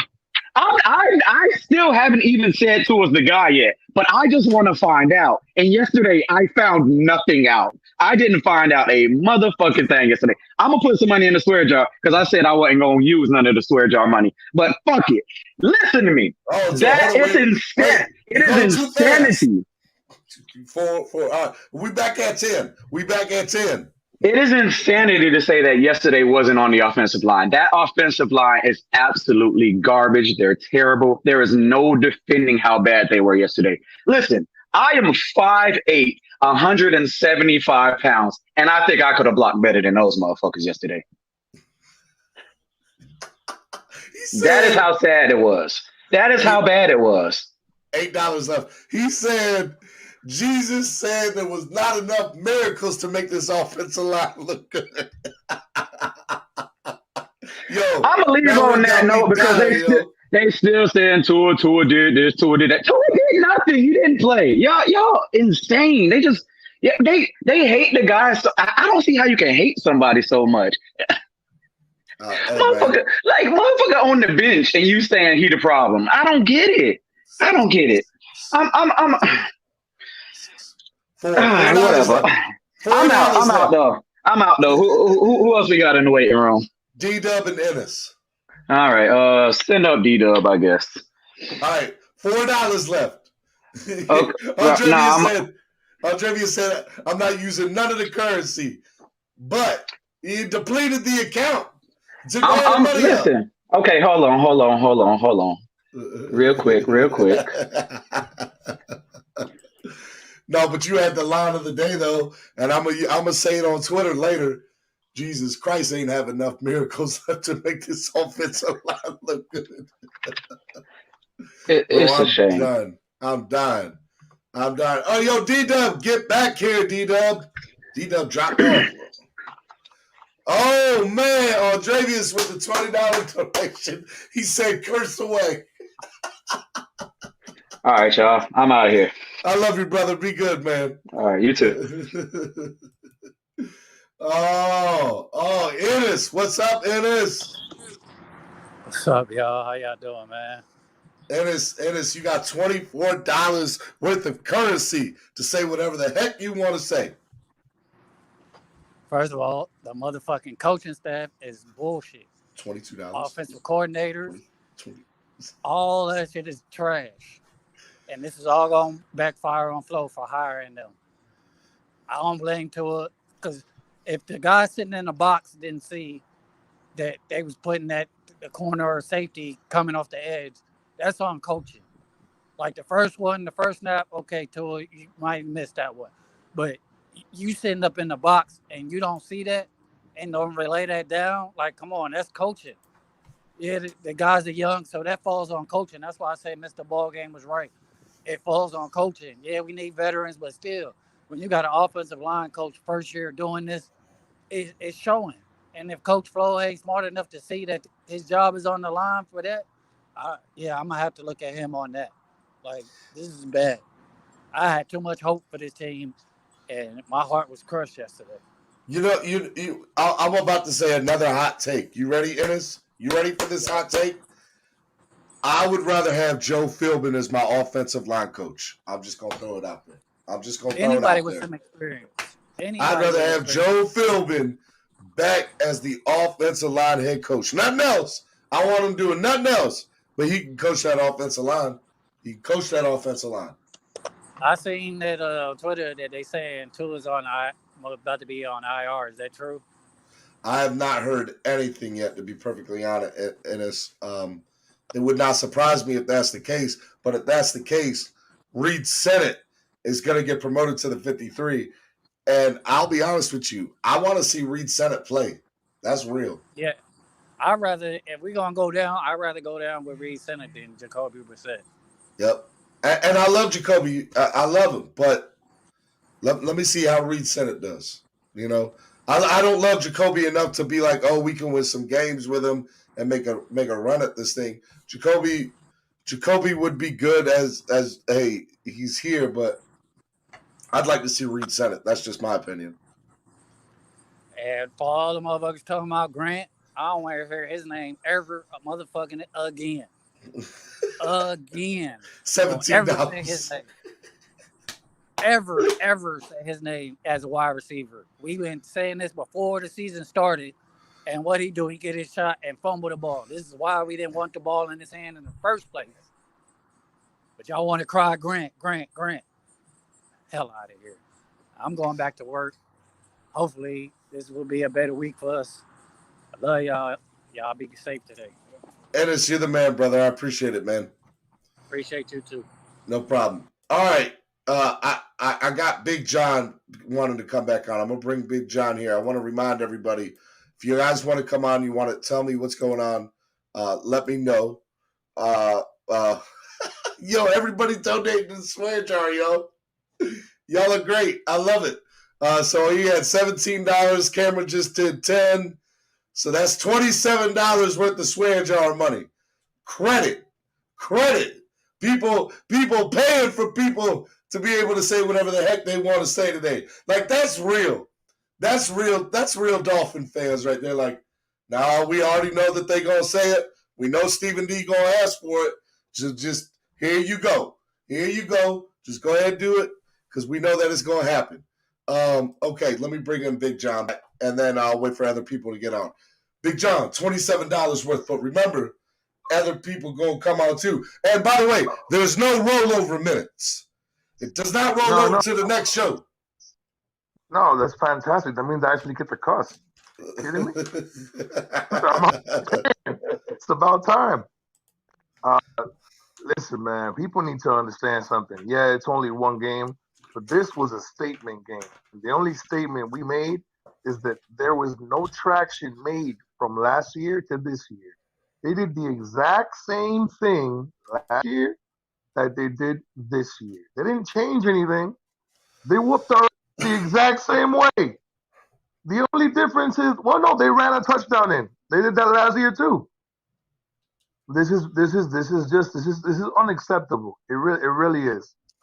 Between coaching and lack of use of resources, when I say resources, I don't just mean draft picks. Because I think you think I mean just draft picks. I'm not talking about that. You got resources there that you can use to get other players. I told you before, whether hook or by crook, whether you draft them or you trade for them, I don't care how you get them here. I don't care if you gotta do like they do in college, and they take you to a strip club. I don't care what you do to bring them in. Just get them to sign here. We need them to play football. Take them to Cheetahs. I don't care. Just get them here. Do you care? Let me ask you a question. Do you care how they get here? No, you do not. No, you do not. Do not. I don't care. But can you continue to take? I can't continue to be Buffalo's bitch, bro. I'm sorry. I just can't. It's unacceptable, dude. Like that? We haven't been this hyped for a season in like I don't even know how long, and we just got trounced. My brother was gonna come down. He doesn't leave his house unless a nuclear bomb hits, and he was gonna come down here to watch the game. And he goes, "Man, thank God I didn't go to see that, bro. You know, I didn't drive 2 hours to watch the ass whooping. Cause that wasn't good, man. It wasn't good at all. I'm telling you, I hope Reed Senate plays, but if they don't block, they're gonna kill him too. If they keep this up, we're gonna have Cam Newton playing quarterback. He's gonna be the only one without a job because everybody else gonna be on IR. Oh my God, yo! As a matter of fact, I had a friend of mine come over here yesterday, and he goes to me, "Would you take Cam Newton over Jacoby Brissett right now?" I said no, but the only reason is because we have to change our entire offense to fit Cam Newton's specific skill set, which doesn't include throwing the football. You know what? I'll pay the Dolphins to bring in Cam Newton as a tight end. He can definitely block and run. He just can't throw. Yeah, I don't want to hear no mess about Cam Newton should be on this team. Not one word at all. Hey man. If we're joking about Tua being horrible, the guy can't throw. Cam Newton can't be that bad today. Bro, he should be laughing right now. I don't want to He hear should be laughing right now. For that, we should put Jay Butler to play tight end. At least he can block. Man. By the way, did you watch Kaseki? Did you watch Kaseki try to block? I did. Yesterday? I tried. That was horrible. That was horrible. Did you see the look he gave Brissett? Brissett's like, "Hey, come over here. Stand right there." He's like, "Wait a minute. I don't get paid for this." He looked like he was terrified to block yesterday. He didn't know what to do. No, he didn't. He got driven back 5 yards. Did you hear what you didn't hear because you were at the game. I was at the game. I know. They were talking on the broadcast about Gasecki yesterday, talking about how they asked him about his blocking. They literally asked him, "Hey, what's up with your blocking?" He goes, "I know where my deficiencies are. I'm trying to get better." Dude, how long does it take you to learn to block? You've been here 4 years. Like man, look, really? that looked like a Madden score. It was bad, bro. It was really bad. And I'm gonna say one thing before I go, because I know you're gonna bring somebody else up. Hopefully, I got Rashad and I got Estefan. Oh yes, you got to bring up Estefan, then you can bring up Rashad because I want to hear. He's gonna say the same thing I told you, but I'm gonna tell you real quick. As a matter of fact, you cut me off and I totally forgot. I'm not gonna lie, I forgot what I was gonna tell you. It was a good take, but I watched it yesterday. But it doesn't really it doesn't make a difference. Go ahead and bring up Estefan and see what he tells you. But right. hopefully they'll figure something out for the Raiders game because that boy Max coming off the edge, that man's the truth. All right, I'm gonna have Estefan, then I'm gonna have Rashad, then I'm gonna have D1. All right, and we're gonna do it in that order. There's $29 worth of currency in the swear jar, so y'all got $29 to play with and work with to cuss. Say whatever y'all want to say. Remember, the F word is $2. Every other word is $1. Hey, you know what's good for your show? If we lose like this every week, you're gonna make a lot of money, man. That's only sustainable for so long, though. Let me tell you. hey! Listen! $29 every Sunday, you're gonna be good for at least 4. I'm telling you. 4. Yo, all right, bro. Be easy, bro. I love you, man. Let's see what Estefan got to say, man. All right, let's bring on Estefan. What up? What's up, buddy? What's up? Good morning. Sorry you had to witness that in person, bro. Bro, I flew down for this, yo. I flew down for this. I'm a Texas Longhorn fan, and we used to suffer some of those kinds of losses, and I would drive to those games against Oklahoma, bro. It sucks, bro. I ain't even gonna lie, man. Man, dude, it takes a while to get over that stuff. It's a little bit more brutal in college because you won't ever get that game back. You don't get a chance to redeem yourself. In the NFL, you do, but when you lose this bad, bro, it's on a whole nother level, bro. We did not show up at all. We looked like the most unprepared team in the NFL yesterday, bro. Straight up. It's bad, dude. It's bad, man. You know what I mean? That's why when I get up here, I say things. I'm not being negative or pessimistic, and I watched a lot of what TD had to say, man. You see his comment section, bro. TD's he'll tell you things being objective, bro, and it's frustrating for him because people think he's being negative, bro, but he's sitting there showing you film on things that are going on, bro. TD was sitting there telling everybody, yo, in training camp, bro, this dude's holding on to the ball too long. He's holding on. That's part of the reason that he got hurt, bro. I'm sorry, but yeah, he is holding on to the ball too long. I wish it wouldn't have happened to Tua, but there's plenty of blame to go around from the in game, from the coaches all the way to the personnel, everybody that was out there. There's plenty of blame to go around, but you really got to question everything. Is what I was telling TD, man. For me, it's starting with the scouting because they're drafting guys thinking that they're plug and play, and they're not. And I'm tired of our fan base saying, well, these guys are, we got to give them time, they got to develop, but no, they should flash consistency to an extent at some point, man. You got Slater over there blocking for Herbert, bro. He got drafted this year, man. You know what I mean? You had Tristan Wirfs. He's in his second year, bro. Dude looks like he's going to get a yellow jacket, bro. He went to the Super Bowl. And I seen him go toe-to-toe last year with Khalil Mack, bro. You know what I mean? As a rookie. So our scouting department, they're failing, bro. They need to fire every last one of them, bro. I'm sorry to call for heads like that, bro, and it sucks because I know that that's those guys' jobs, bro. But you got guys on these YouTube streets that could scout for the Dolphins better than these guys, bro. I'll tell you, I'll give you some candidates right now, bro. Straight facts,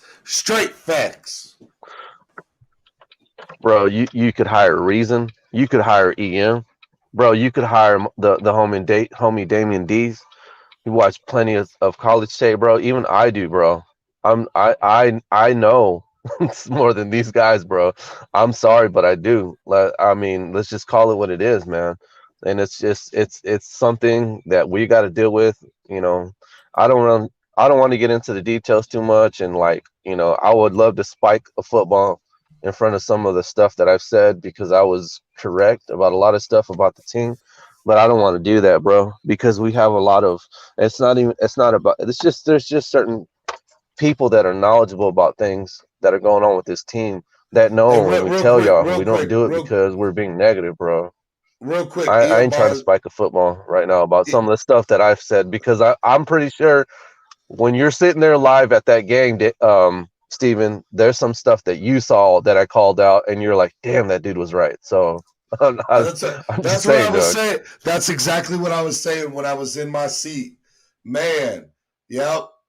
This guy Estefan, he knows his stuff. As we're getting blown out, that was my exact thoughts. I just want you to know I was thinking about you while getting blown out on yesterday. I'm just saying. Hey, Ian Baller says he's holding onto the ball a little long, but in the play he got hurt. Davis Swift, y'all need to stop calling Phillips a bust after 2 games. Dolphins couldn't draft Tristan Wirfs. Chill out, y'all. We're only 1-1.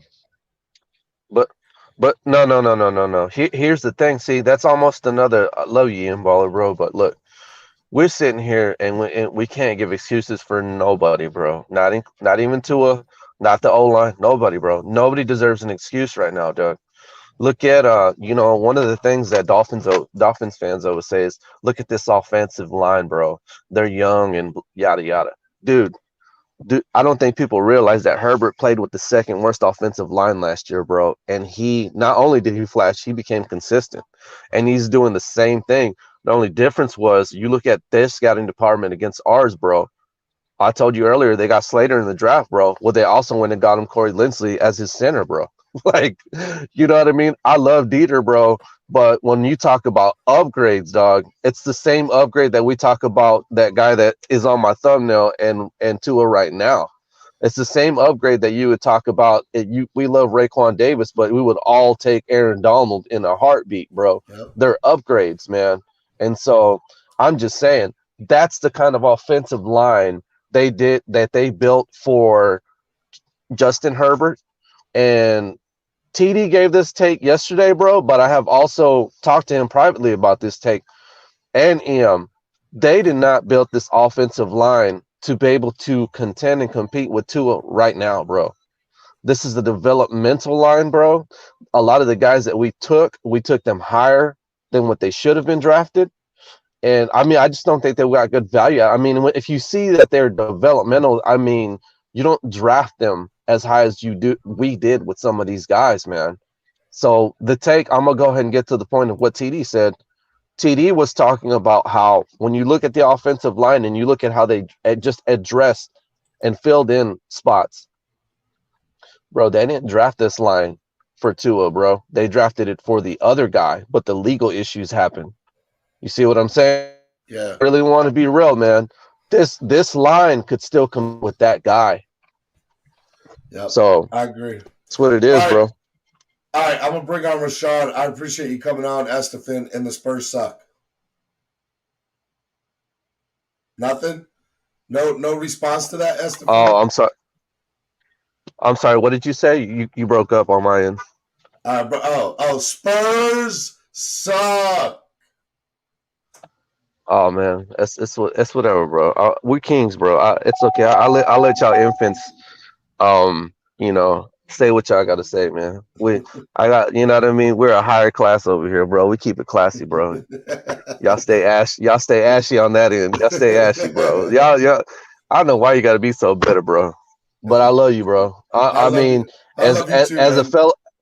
as a fellow Dolphin fan, dude, like I just appreciate the fact that we got somebody that went to a game, bro, and did something that I would have loved to have been a part of, bro. The fact that you were broadcasting live, bro, some of the stuff that you did when you were down there, bro, we took an L, bro. But I mean, the stuff that you did for the Dolphin community is dope, bro. The fact that you, Cam, and Solo were broadcasting live together. I don't think people realize how awesome that is, bro.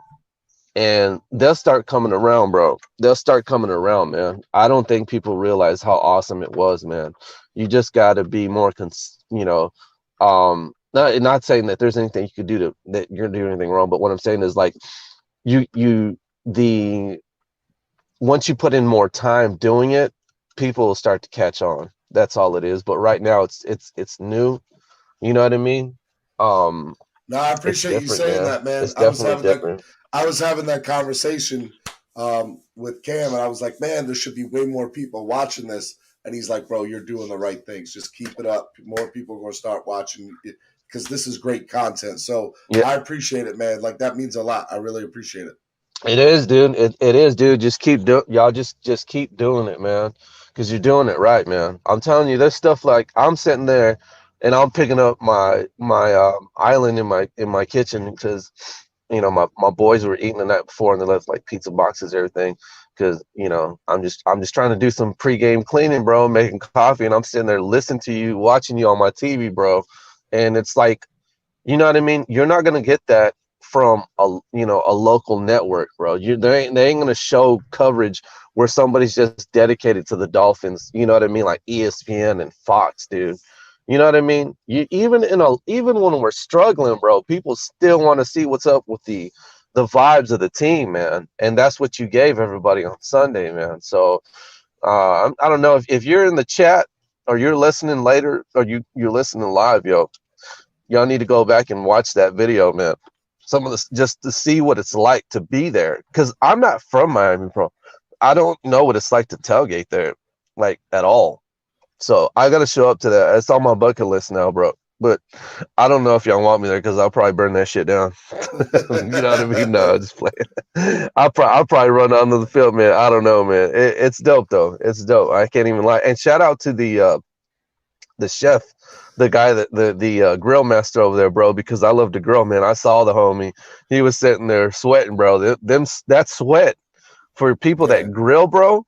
You want people to like your food. You don't even want I'll put it this way.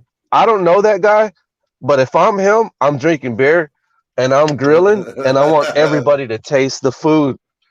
I don't even want to taste my food, bro. I want to see everybody enjoy it, bro. That's what a lot of people that grill, that's why they grill. It's like an art, bro.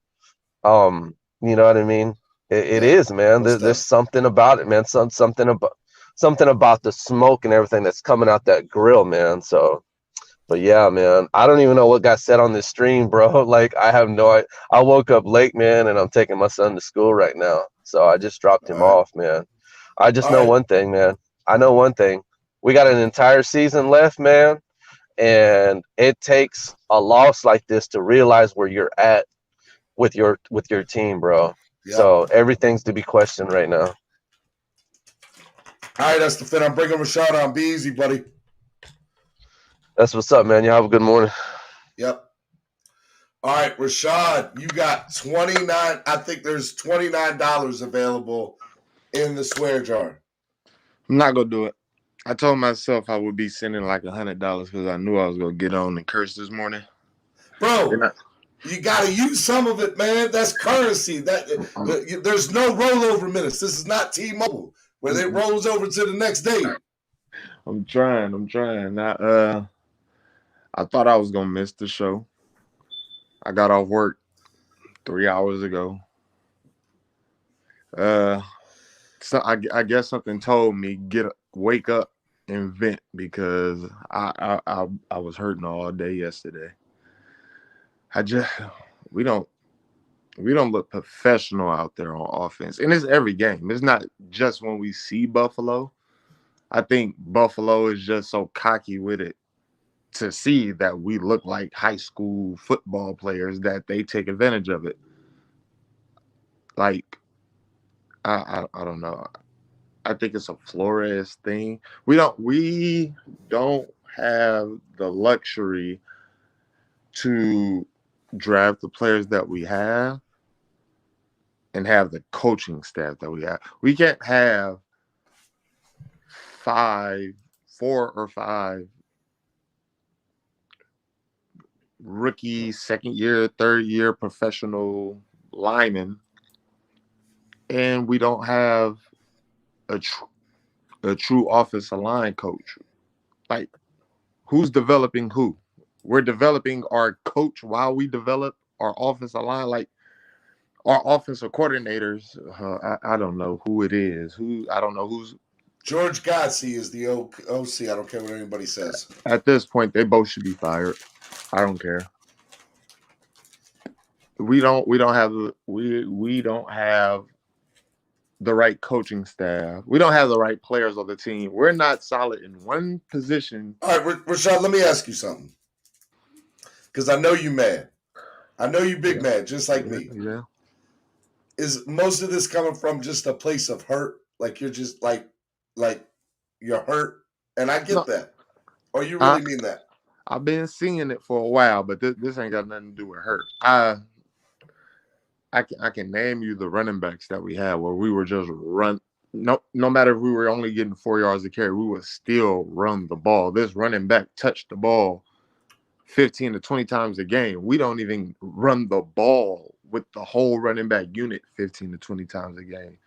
We did yesterday because we were trying to kill the clock. It's honestly stupid. That's why I'm mad at the play caller. Whatever's going on over there is stupid. I don't get it. I don't know why. At one point, Gaskins had 5 carries for 25 yards, averaging 5 yards a carry again. I think that was going into halftime. But he only had 5 carries. It's I'm not going. It's dumb. It's we're not in position. We're not good enough in one position on offense to where we can decide to take luxury picks. Waddle was a luxury pick. We don't have not a single starting offensive lineman. Not one of these offensive linemen can start on another team. I don't care. Jackson, for the love of God, I don't know what's wrong with him. It's everybody says it's Tua's fault for not pointing out who to pick up, but even for the people that's actually picked up by this dude, it's embarrassing. I watched AJ Espinoza, however you say his name. Espinoza. Push him, not even he dropped back. Push him, stick him, pull him, do something. He dropped remember back what he said? 5 Remember yards. the Titans? That's what you just sound like. Yeah. Push him, stick him, pull him, do something. Jackson had a 5-step drop back like he was a quarterback, and AJ decided which way he wanted to go. If he was going to go outside, the entire day, he controlled that, bro. I'm looking at it like, what exactly are you doing? Like, you can say it's the quarterback's fault. You can say it's the wide receiver. I mean, the offensive line fault. It's everybody's fault in the whole. But my whole thing is the play calling, the coaching.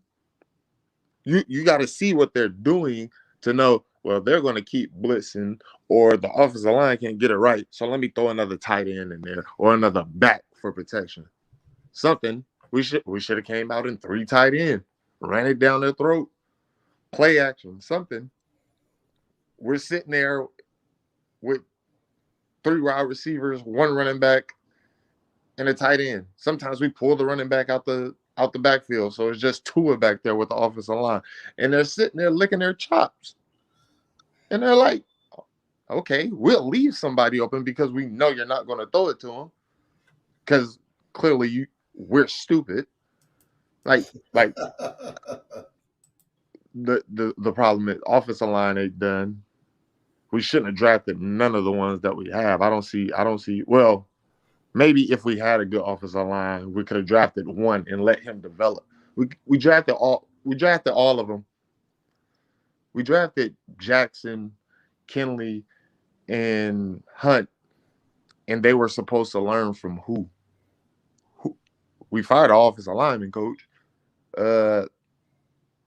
Our best offensive lineman last year was Flower. No, not even Flowers. Karras. They were supposed to learn from the backup center. Like, it's honestly dumb. I think about it all the time. We pass up on Najee Harris. Jalen Phillips is a luxury pick. I love Waddle. I love Jalen Phillips.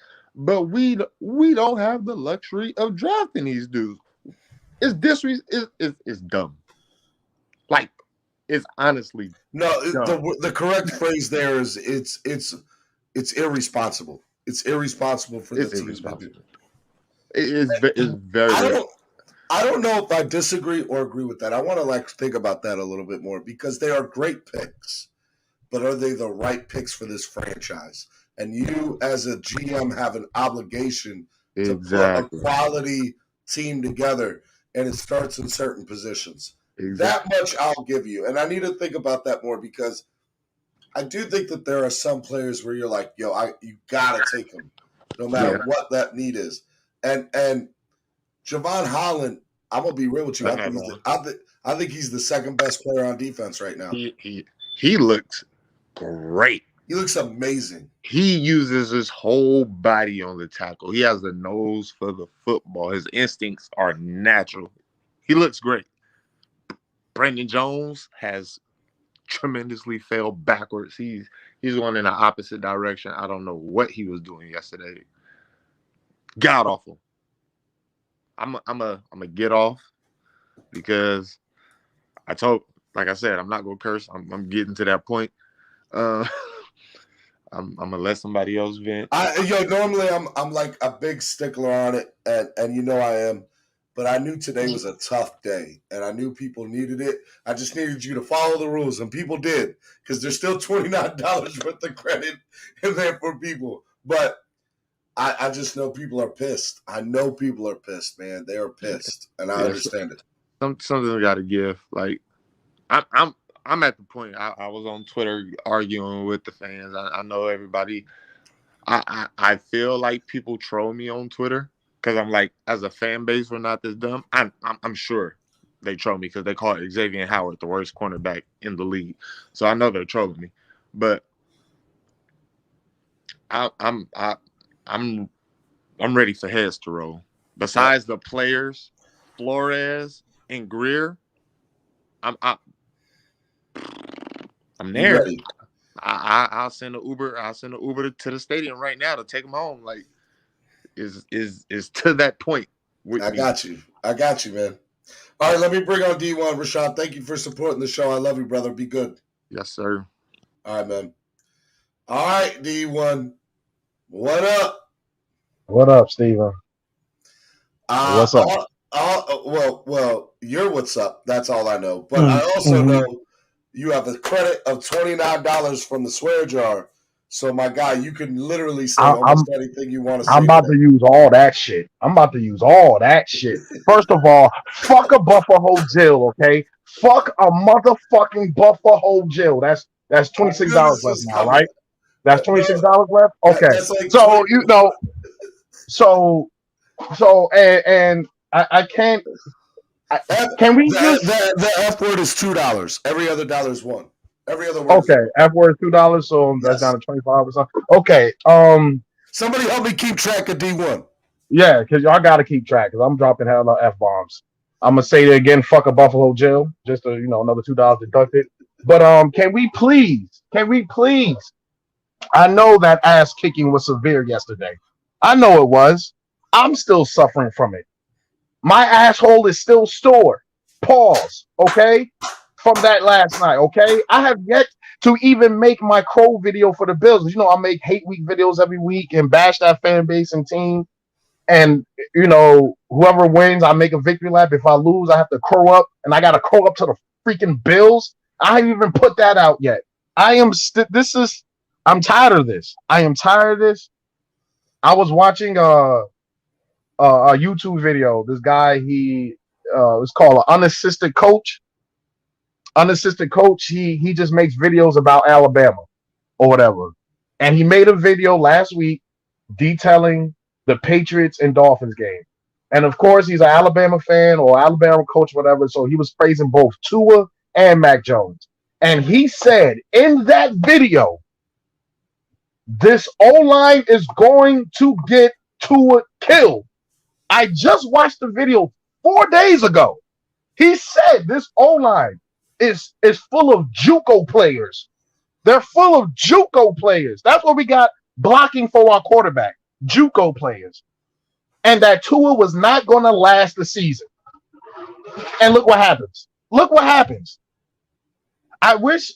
Can we please go fire this O-lineman and go hire the O-lineman that retired from the Patriots last year? What's his name? Samakia or something? Give that man any money he wants to redesign this O-line. I'm tired of this. I'm tired of blaming my O-line. I'm tired of using the O-line as an excuse for quarterback play or why the offense went so bad. But it's not even excuses. This is just facts. I'm just tired of it. We have yet to replace Laramie Tunsil. We have yet to replace even Jerome Bushrod. We have yet to replace even a freaking Jawan James. We have yet to replace even freaking 9 years later, 8 years later. We still have not found our Richie Incognito yet. I am tired of this bullshit now. It's getting old. It's getting real old. We're going to screw up Tua just like we screw fucking Tannehill by not having an adequate O-line for him or adequate one game. This is getting asinine right now. It's getting asinine, Steven. Hey, I'm the therapist. I'm just listening to you go off. I feel the same way right now, my guy. I'm just letting you say it. Go ahead. No Pouncey replacement either. We have yet to find any of these players to replace them with. And we're going to what?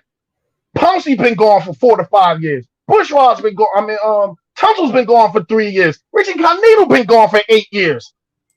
And we still have yet to do anything. If we don't, I swear to God, if we're going to have the most cap next year, right? We're going to have like 80 million, right, Steven? Yes. Yep. We're going to have like 80. 84, 86.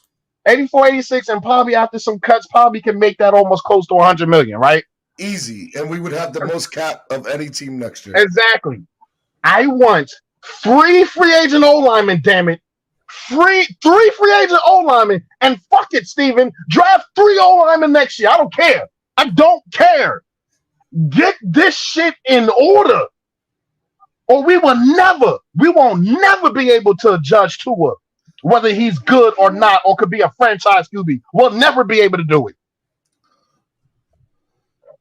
Never. All I know is you're 100% right. I'm reserving. I was so excited to see Tua in person. Let's just say that. I can imagine. Like, I was so stoked to see him in person, and then for him to get hurt, and when he got carted off the field, I was like, "Yo, this is typical Dolphins." Like, I knew it from the get-go. This is typical Dolphins. And then I'm sorry. Much love to TD, but TD, you a fucking clown yesterday for that live stream. You are a clown for that. So it's Tua's fault. How was it Tua's fault when we're blocking 8, we're blocking 7 and 8, and he points out to the person who's coming, and that person still comes through to get him destroyed? How was that Tua's fault?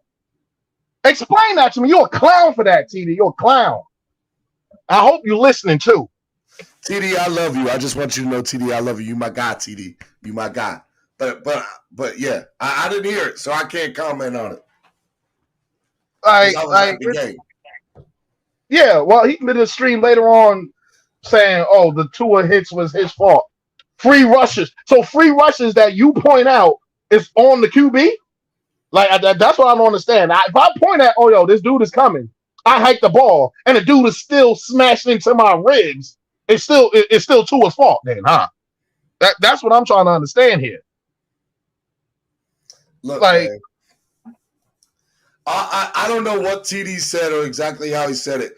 All I know, in my opinion, Tua there's no blame whatsoever for that man yesterday. Tua, no blame whatsoever goes to Tua. No. Facts, TD.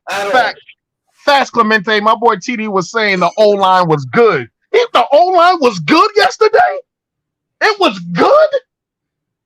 Even once Tua Brissett was getting killed, I thought we was going to see Reese Senen if he was active.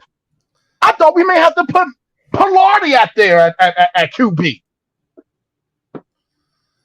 Darren and Tina said you need a swear jar loan. I do need a loan. I need give me a $500,000. Give me a $500,000 loan. Matter of fact, give me a PPE in cursing. All right. Give me a PPE because this is ridiculous. This is ridiculous. And I'm sorry. I love my Dolphin fan base, but y'all be tripping sometimes. Estefan, I'll fuss with you, but you having that Deshaun Watson Avi after something like this is just asinine to me. It's really ridiculous to me. We can say that shit for the for the off season. Because there's going to be hella talk this offseason, whether depending on how much time Tua misses. But I'm just tired of it, Steven. I just the Ravens are down to like 3 backup O linemen, and them motherfuckers is better than ours. They back to 3 backup O linemen. They was able to protect Lamar last night, bro. Even the Patriots game, I got mad because we injured the right tackle or whatever for the Patriots, and the backup come in there, did exactly what he needed to do. And what pisses me off about this O-line even more, we all know that we're the least penalized team, right? Yes. We've been the least penalized team since Flores been here. But it seems though as though whenever we do get penalized, it's the freaking O-line. It's the O-line that get penalized more than any part of this team. Legal man downfield, holding, false start, or whatever. So just for the record, so everybody hears, I love TD Finch talk. He is my guy. I did not hear what happened yesterday. I want no parts of that beef. But I promise you, a lot of people have been saying the same thing you were saying today, bro, in the chat. A lot of people. God, he a clown for that, bro. Like, I feel as though you got unless that's your stick, you know, like I tell people, TD is sensationalism. That's TMZ. That's the tabloids. Okay? Because that crap that was going around yesterday is ridiculous, bro. It's ridiculous. How was it the QB's fault when the 4 times he got hit, there was over 6 men blocking for us, and they still got in? It was max protection, and they still got in. I feel like I want to bring TD on so he can defend himself. I'm going to try to get TD on real quick. This is ridiculous, bro. The drops, Wilson. What happened to Wilson? Wilson, where are you, Wilson? Bro, I was screaming Wilson as if I was screaming out a damn soccer ball. Oh, Wilson! What the hell? What the heck are you doing, Wilson? Like, I don't understand it. And this is the best I've seen the defense play versus the Bills in, like, I don't know when, since Josh Allen been there. The defense held up as long as it could. As long as it could. I mean, what? We forced 3 turnovers, 2 in the first half, interception and fumble, did nothing with it. It's ridiculous, man. Thank you for letting me vent, Steven. No. Well, 2 things. Number 1, you depleted the swear jar. The swear jar is straight up depleted. Oh yeah, it depleted. It's gone. Swear jar gone. that credit is gone. If there's nobody else want to use it, I'll use it. I have no problem cursing up a storm. And you did. Now I just want to let you know I did hit TD up. Mm-hmm. I texted him. I don't know if he's got this text, but I said, yo, you got people in my chat wilding out at you, man. And I said, D was really mad at you. Because I don't want nobody to ever say Steven said this and Steven said that. No. Exactly. No, you're the neutral. You're the host. You play neutral. I'm the neutral. I love everybody. I'm saying it. TD, you're a clown for that, bro. You're a clown for that. I will give everybody a platform on my show for the most part. Yep. And look, I feel I'm gonna bring in Todd here next. I feel that if you look at watch the game, I feel like some stuff you should just know. But I really think at the end of the day, it's a perception thing. You look at the game different than me, right? Mm-hmm. We might see the same thing, and I might be like, "Yo, that's just bad. That's just bad talent," and you'll be like, "Bro, but bro, there's people that don't even watch Dolphins games. Like I said, the guy, he don't even watch Dolphins games. He off of first look and see how trash the O-line is. Off of first look, he said the O-line's trash. It's not that hard to see. It's not that hard to see that Tua doesn't have as clean of a pocket as other people. Oh, they want to blame it on him. He didn't set the protection. He didn't point it out. Blah, blah, blah. But at the end of the day, it's a hat on a hat, a man on a man. Keep the guy that's in front of you from killing our quarterback. Hey, I got you. All right, well, stay But near. Hey, stay near this. If TD gets on, I want you to mhm, come back on, okay? definitely, definitely. Thank Because you I'm very gonna much. I'm gonna let you two go at it, okay? Okay. All right, bro. I love you, man. I'll talk to you later. Love you all too, man. Fins up, baby. It's only you're 1-1. It's not like that game was worth 5 losses. It's not like we're 1-6. It was only one loss. All right, Dolphin Nation. All right, man. Y'all have a great day. Okay, I love you, brother. Be good. All right, let me bring on Todd. What's up, Todd? Damn you, D1 took away the swear jar. Well, see, there's $1. But I will say somebody who just Terrence donated 5. He said swear jar alone. So you just used one. So there's $4 left. Fuck the entire O Todd, line. Todd, hold up, Todd, hold. I know you've been waiting. But TD's on. So let me get TD in here Well, with I'm not going to D1. be able to be on long because I got to go to work. I just wanted to say. All right, go ahead and say what you're going to say. I just want to say, screw the entire O line. Jackson got beat by Espinoza just the same way he did in college, which proves he hasn't grown one damn bit. And they need to get rid of some of these the O line coach, among others. And I think Greer needs to go. The draft picks he picked. Come on now, you have one who's a healthy scratch in the first round, Igbenogany, and Jackson getting beat to hell. Come on, you wasted all those picks we got for Tunsil. And that's all I got to say, man. I am done. I'm pissed. You know how much that Buffalo game means to me, beating their ass. I'm done. That's all I got to say right now. All right, bro, Todd. I feel you, man. My pain is with you, my guy. My pain is with you, man. All right, brother. Be easy. Thanks for supporting the channel. All right, guys. I'm gonna bring TD on, and when D1 gets back on here, I'm gonna let TD and D1 go at it. But TD, what's up, my guy? Hey, man, how you doing? Bro, first of all, I love you. Just know that. Number Yeah. 2, you got people going crazy in the comment section today. Oh, Crazy. okay. What did you say yesterday? I need to hear from, they're saying that you said that. No. Before you say that, before you say what I said, because I'm just hopping on the stream. I didn't hear anything anybody said. I just heard people were mad at me, right? Yep. Before we get started, I just want to make sure I make 2 things clear, and everything else I can talk about, but I don't want to talk about these 2 things. Number 1, I was laughing and happy that Tua got hurt. That is a lie from the pit of hell. And the people who hate me anyway, they're stirring that narrative, and then these ridiculous illiterate people that believe it, at least go find me doing that yourself before you think that I did. That's number 1. And number 2, I never said it's Tua's fault that we lost the game. That's another lie from the pit of hell. And my haters, once again, are spewing that narrative to basically, they're mad because of my take on Tua in general. It's starting to look truer and truer, and they don't like it. So outside of those 2 things, I don't want to argue with anybody or talk to anybody about something I never said in the first place. Anything else somebody else got a problem with me about, let's go.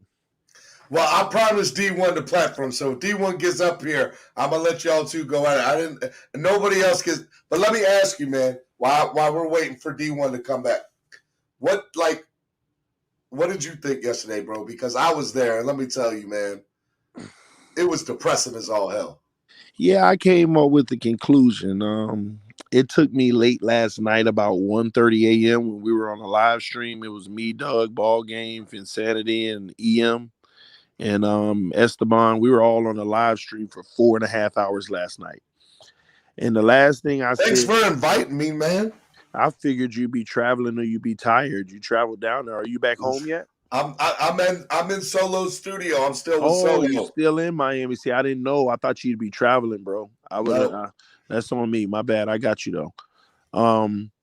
I came with a conclusion that basically silenced the entire panel last night. because it was the only thing that made all the sense in the world.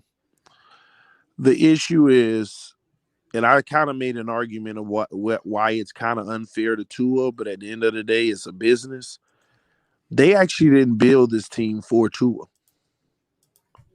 I agree with that. They did not. I want y'all to really think about this. The Miami Dolphins this year, we went into the offseason. What was our biggest concern? The number one concern. What you're asking me? Yeah, I mean, anybody. What was our number one concern before the season started? Offensive line. The hands down, nobody can say otherwise. Yeah, receiver, we like to get a little better, but our number one concern was the O-line, right? Yep. What did you do about the O-line in free agency? Not a damn thing except add Greg trade for a couple of people.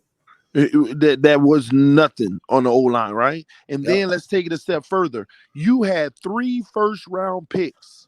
What did you do on the O-line? 3 first round. Well, let's see. We went Jalen Phillips. We went Javon Waddle. Yep. So what did you do with the O-line? You didn't upgrade Liam Eschenberg, but he's not even playing. No. See, you got to look at when you talk about the O-line, as bad as it's been, in order for, if you really cared, if you were really building this offense for Tua, you at least invest one valuable asset on the O-line. We didn't invest a single valuable asset. An asset is getting a big name free agent or a first round pick, and you didn't do that. Do you know why the Miami Dolphins didn't do that? Why? Because they weren't building this line nor this team for Tua Tagovailoa. But so there's a difference between saying building a team for somebody and building a team around somebody. Would you agree with that statement? And I agree. And neither of them applied for him. I think that they built this team around Tua. I do. So help me understand this. What was the narrative? What's the narrative with the O-line? It don't matter what receivers we got at the O-line. I think the O-line they've completely failed there. Well, hold on. Straight busted. Well, hold on. This is the point I'm trying to make. The receiving core doesn't matter if the O-line doesn't give Tua more than 2 seconds to throw the ball. True or false statement? True. So how are they building anything around him when you don't even make one valuable investment in that area? I mean, you could say Eichenberg is an investment. It's just that's not an investment, bro. That's a second round pick that you had 2 of them. Bro. You went defense in a team that was already ranked number 6 in defense. This team was not built for Tua. It wasn't to build around him. Y'all think that because we got Waddle and Fuller. Yeah, but then you go look and you have George Godsey, you have Eric Studsville. And the offense is even worse than Changeli. After one game, we're going to say it's worse than Changeli's. After 2 games, yesterday was horrible. It is. Bro, go watch the All-22 film breakdown that I did. They have put Tua in a box. They have told him, and this is where I'm trying to give him the benefit of the doubt. I'm actually advocating for him when I say this. They have forced this man to only read his first read. See, I'm taking the culpability off of the fact that he can't. I am telling you, they have told him, read your first read. Here are your 5 plays. But he can't read a read if he doesn't have time to throw it. Thank you. And they gave no investment in that area. Okay. They did not build this team for him. 2 things. Nobody's arguing with you about the O-line. And I'm definitely not disagreeing with you. But where I'm coming at it from is, even though they have straight up failed there, and they have failed, they didn't fail. They didn't attempt.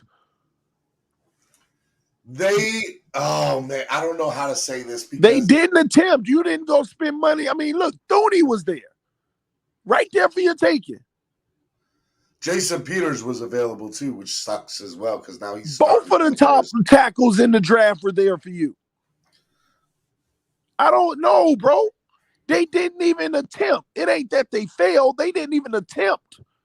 And I'm telling you, the reason Now, why do you think that's a break? Do you think that's a like they thought they had good people? no, Or they thought that they wanted to address other they things. thought that the quarterback that they were really going to get would mask all of that anyway, and they didn't get him.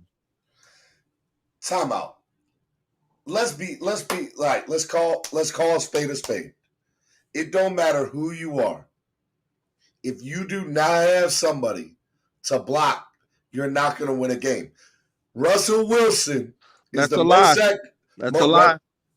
Come on, bro. And this is where people get mad at me when I bring up Justin Herbert. They had the 32nd ranked offensive line last year, had less time to throw and more pressure than Tua last year, and broke rookie records. That's a lie. Deshaun Watson is a prime example of a quarterback always under duress but gets the job done. Hey, Deshaun Watson hasn't won a playoff game yet. But once again, wins and losses for the last time, ladies and gentlemen, is not a quarterback stat. And he has won a playoff game. He was the one who beat Josh Allen. Okay, all right. One game. But I'm saying it's not a win-loss stat. Why do people run to that? The quarterback play is not a win-loss stat. It's not. But if you're gonna bring us, all right, I don't even want to get into that. I'm not even gonna get into that. The point I'm trying to make, the original point I'm trying to make, is you bring in Waddle because he's got that tie to Tua. You let Studsville and Godsey come in there because they have that tie to Tua. That's not true. Yes, it is. You bring Waddle in because he's a playmaker. Any good quarterback you put back there is gonna work well with Waddle. Y'all keep on relating it to Tua just because. Y'all, bro, he's a weapon. This is the NFL. And you're talking about a quarterback who didn't think he was the better Alabama quarterback to begin with. He still started over Jalen Hurts and yeah, that's fine, but I'm saying he's a weapon, bro. He's a weapon. You can bring him in for anybody. It's not just the Tua thing. He would have had great success with anybody who was of any and I don't care nothing about Charlie Fry. Charlie Fry got this man following a one read all day. Do you know how bad they got to of a situation they got to in? This man is hiking the ball, running elementary plays.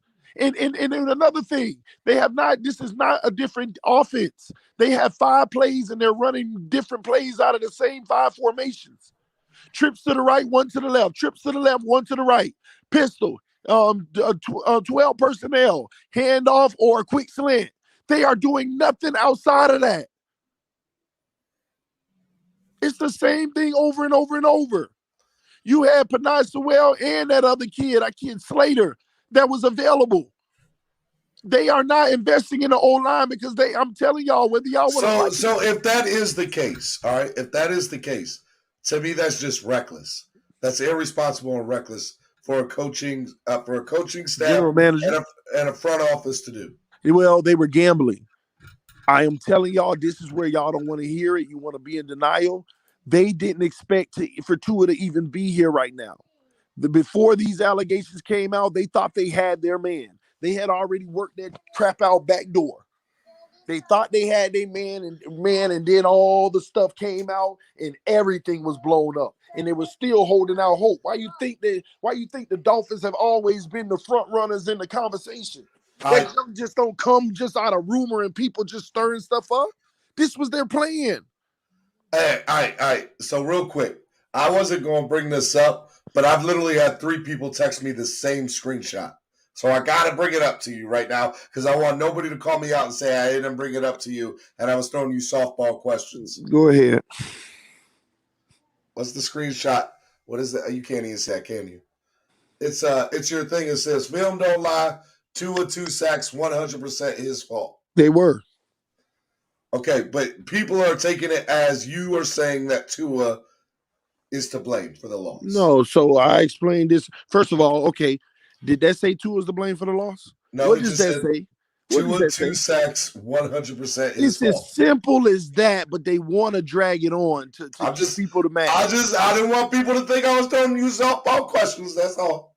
Well, that's still a softball because if anybody with any semblance of literacy can read that and say TD said his 2 sacks was his fault, nobody can debate that.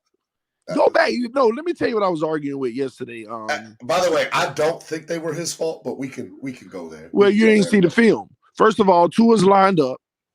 He had less than 2 seconds to throw the ball, bro. Why did he have less than 2 seconds? Because the offensive line sucks. Why? Because they gave up a sack?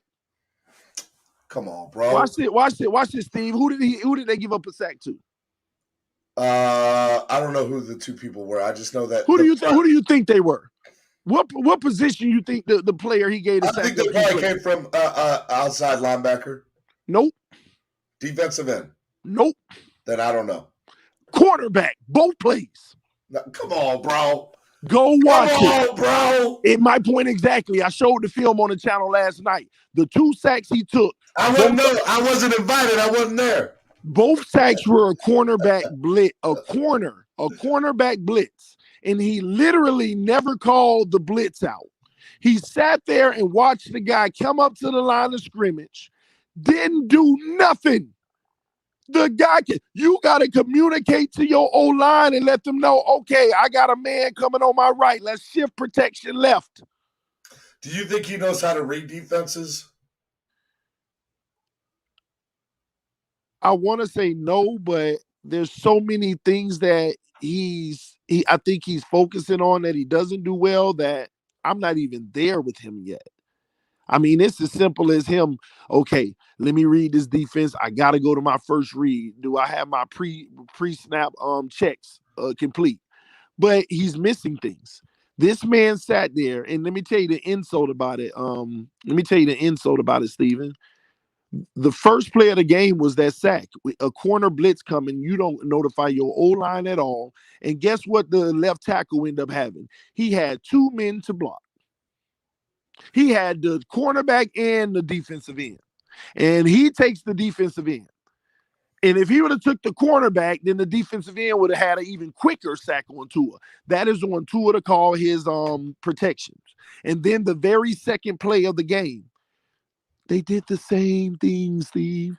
2 plays in a row. And once again, this time he calls out the middle linebacker, but not the corner, who's right there on the line of scrimmage about to do it for a second time, like the second play in a row. So and they hike the ball, and he comes unevaded to the quarterback for a second time, and he gets sacked.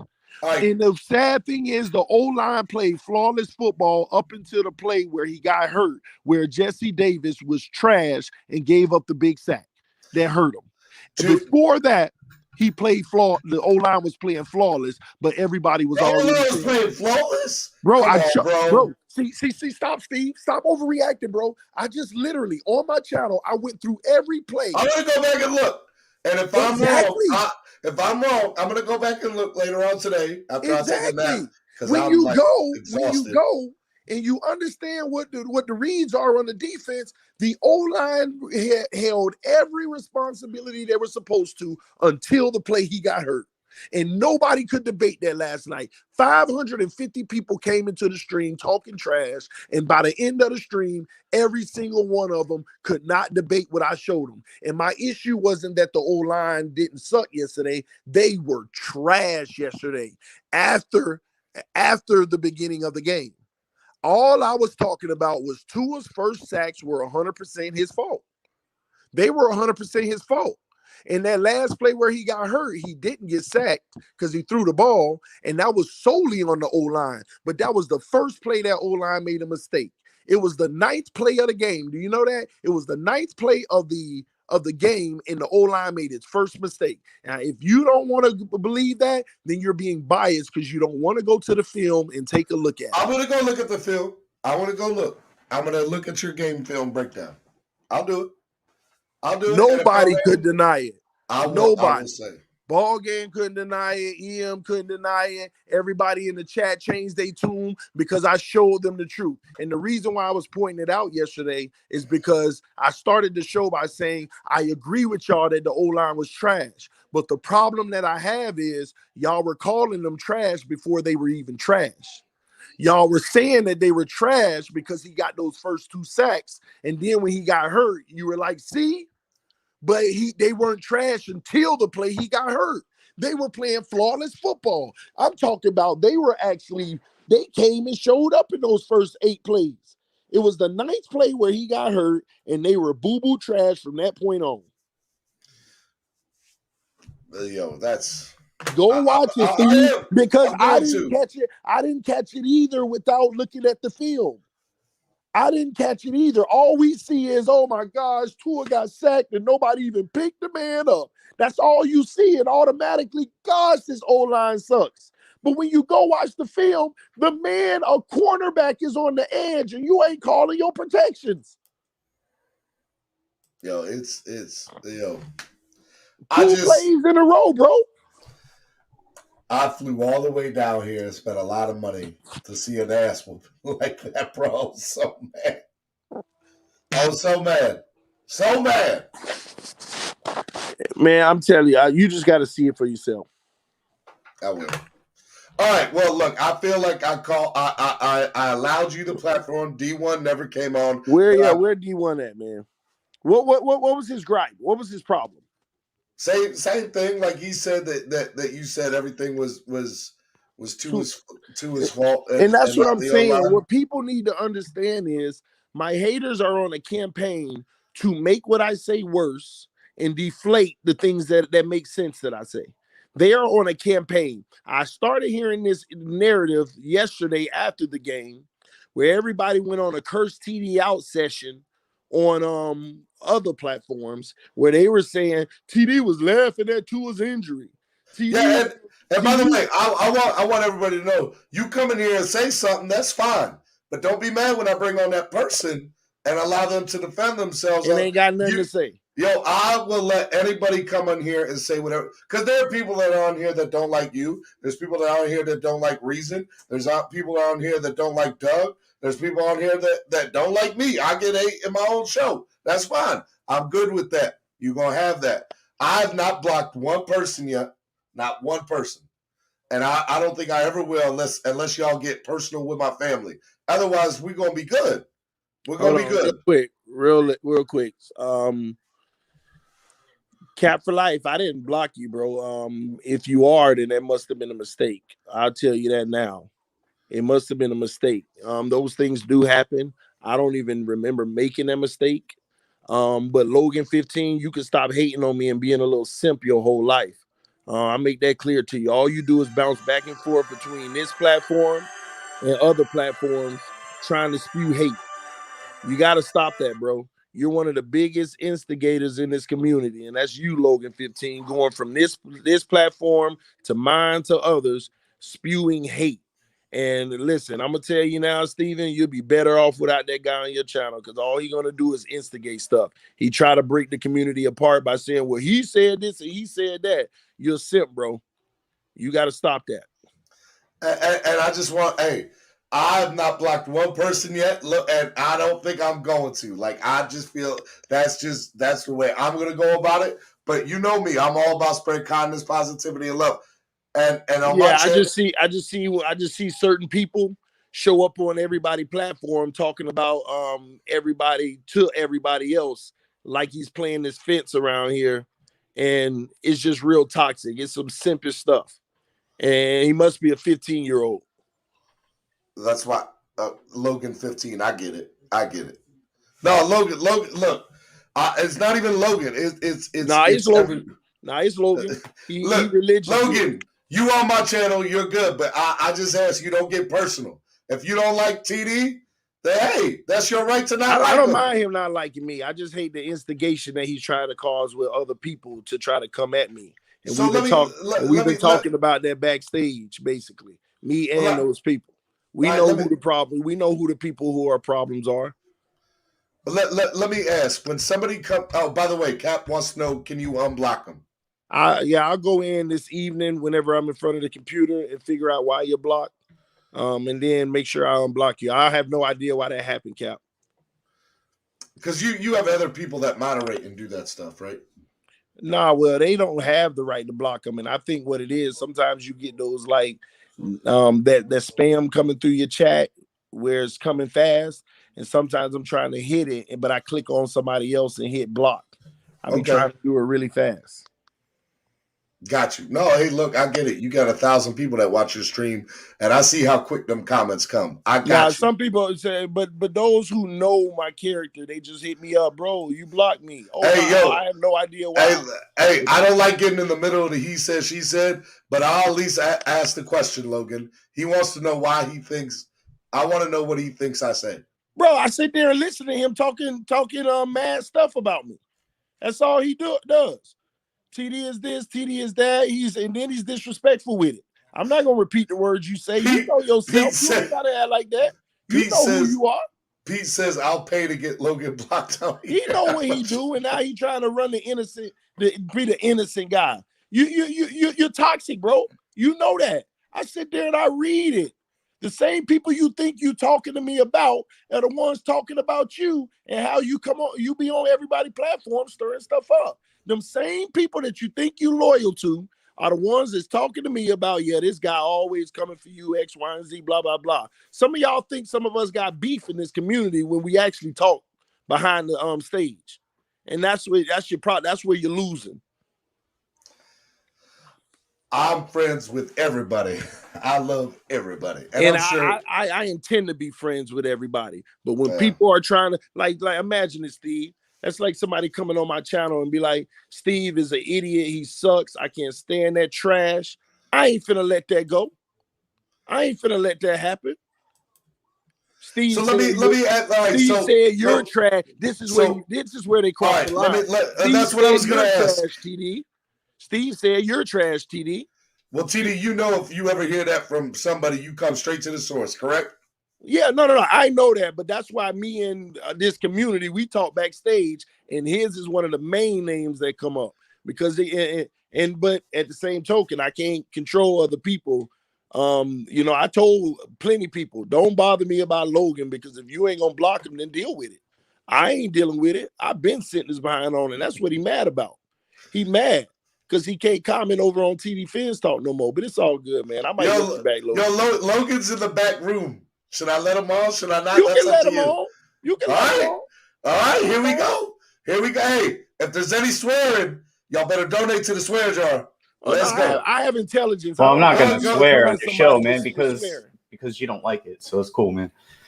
But yeah, dude, I don't even have a channel, so I don't know what you're trying to go after me for, bro. But you be on everybody else's channel talking about, oh, this guy's trash. I can't stand this guy. Well, you was one of the main ones yesterday, were you not? Yeah, I was. Because you stick your chest out. Don't act like that now. All right. So you're saying that it's Tua's fault. Who said it's Tua's fault? You did. What did I say was his fault?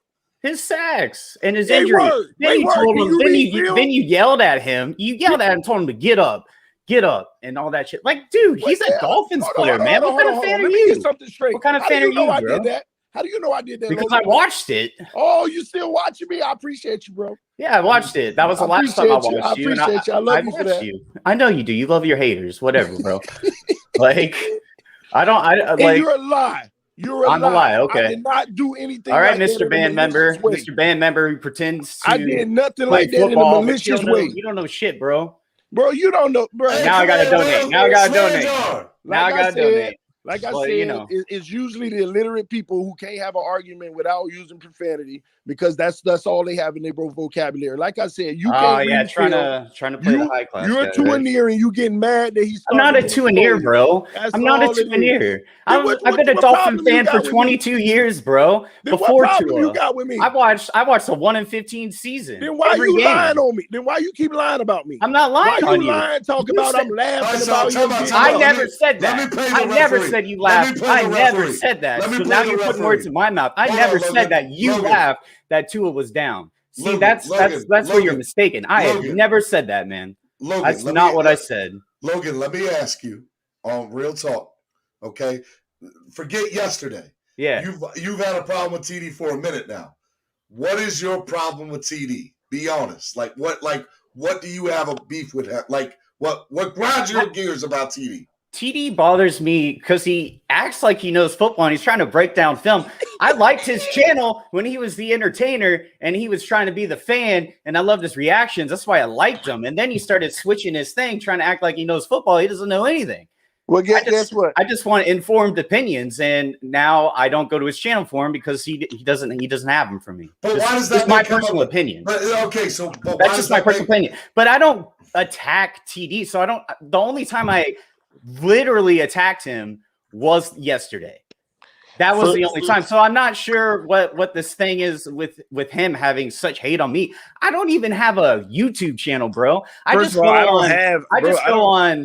go on shows to talk about the Dolphins because I like the Dolphins. Bro, I don't have. All right, TD, go. But TD. you have a platform of 18,000 people, and you're sitting here saying nonsense. 18,260. Yeah, exactly. And congrats for that. Congrats for that, man. Congratulate them. Congratulate them, man. Congratulate them. Dude, you gotta watch what you say. This channel. Huh? But listen. Let me respond. First and foremost, I don't hate Logan. I just blocked him and I was done with him. That's but fine. when you can start block out me. saying I'm done with you anyway, so I'm not gonna be Let him talk. When he started out by saying TD bothers me, first of all, nobody should bother you. Nobody should, none of this should be so serious that you're bothered by somebody. That's number one. Number two, he just asked why I didn't like your channel. So I know. Like if I don't like it, I don't like it. Bro, if you don't like the channel, then why do you show up every chance you got to say negative stuff? I used to like your channel until no. The way you did. I just Before you got blocked, you explained showed up and I tolerated you for months talking trash. What, dude? Now you're just making shit up, bro. Because I never went on your. Now you're just making things up.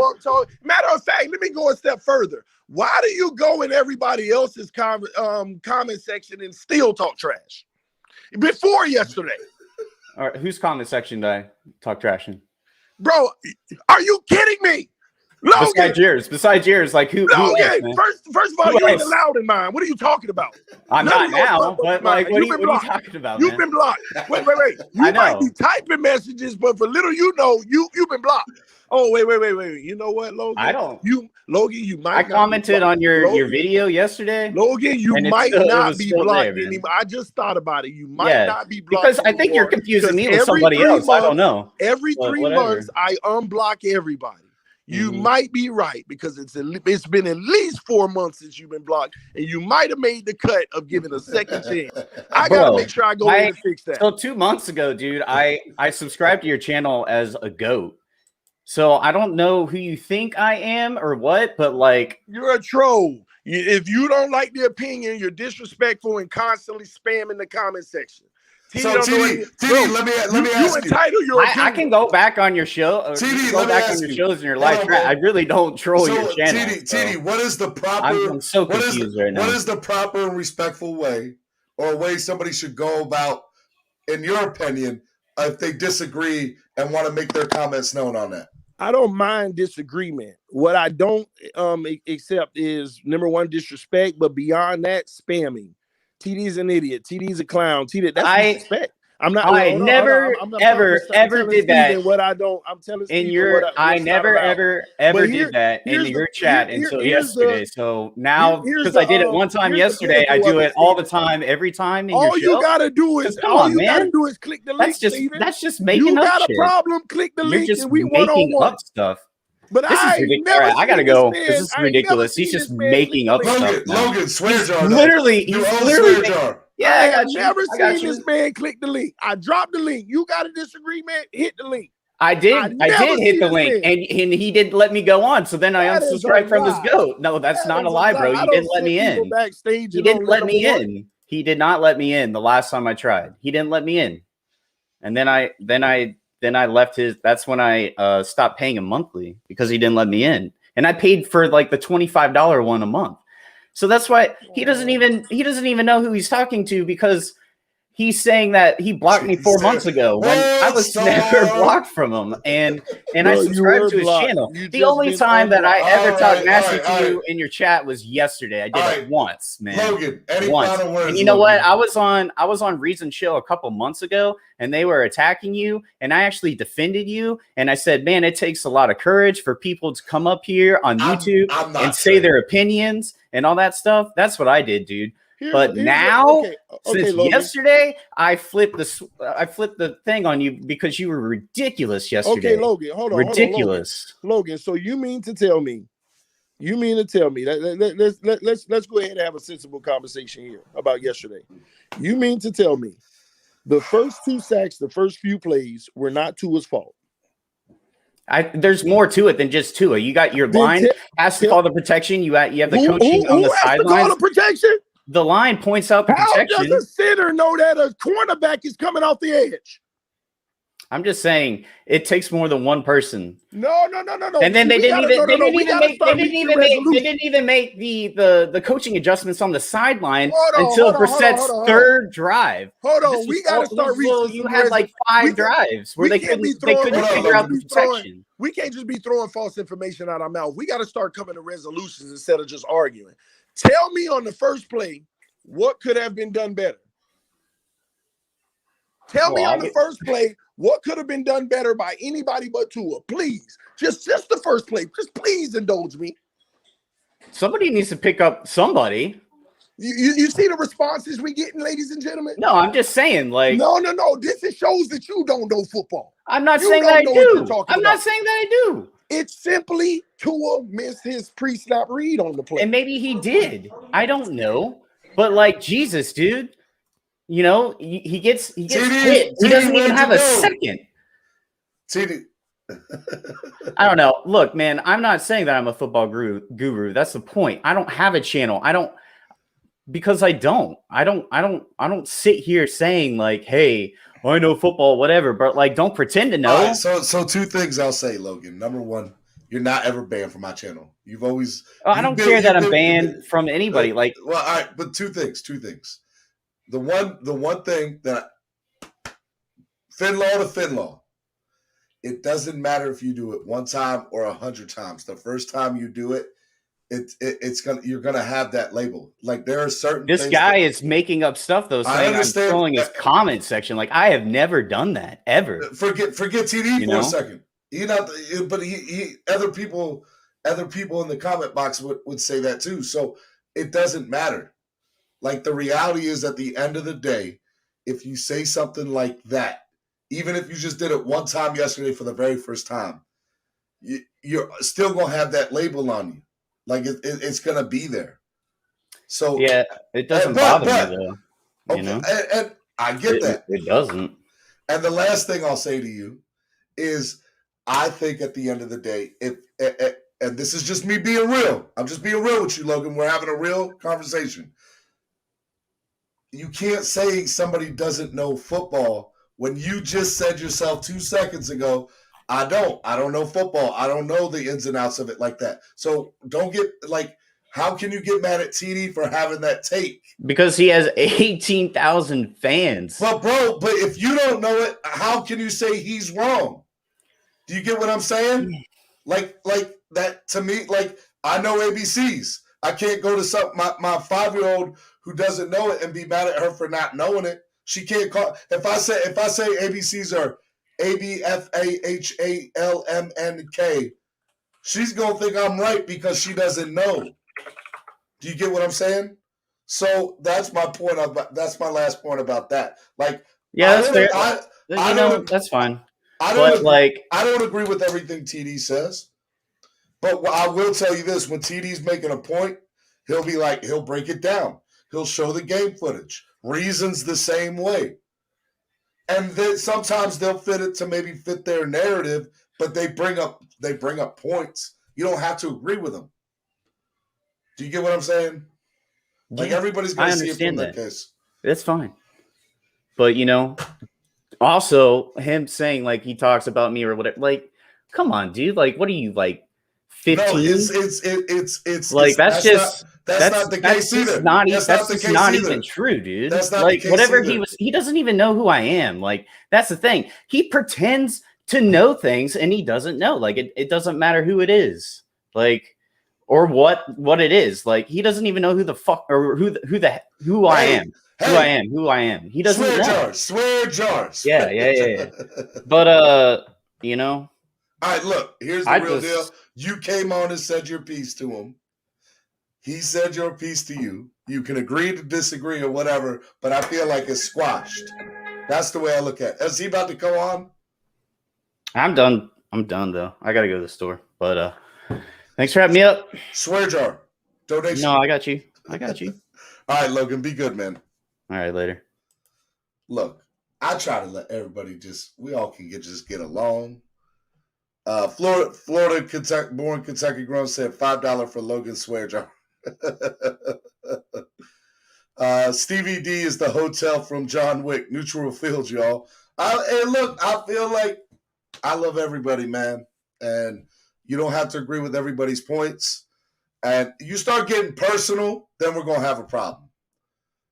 But but for me, personal is like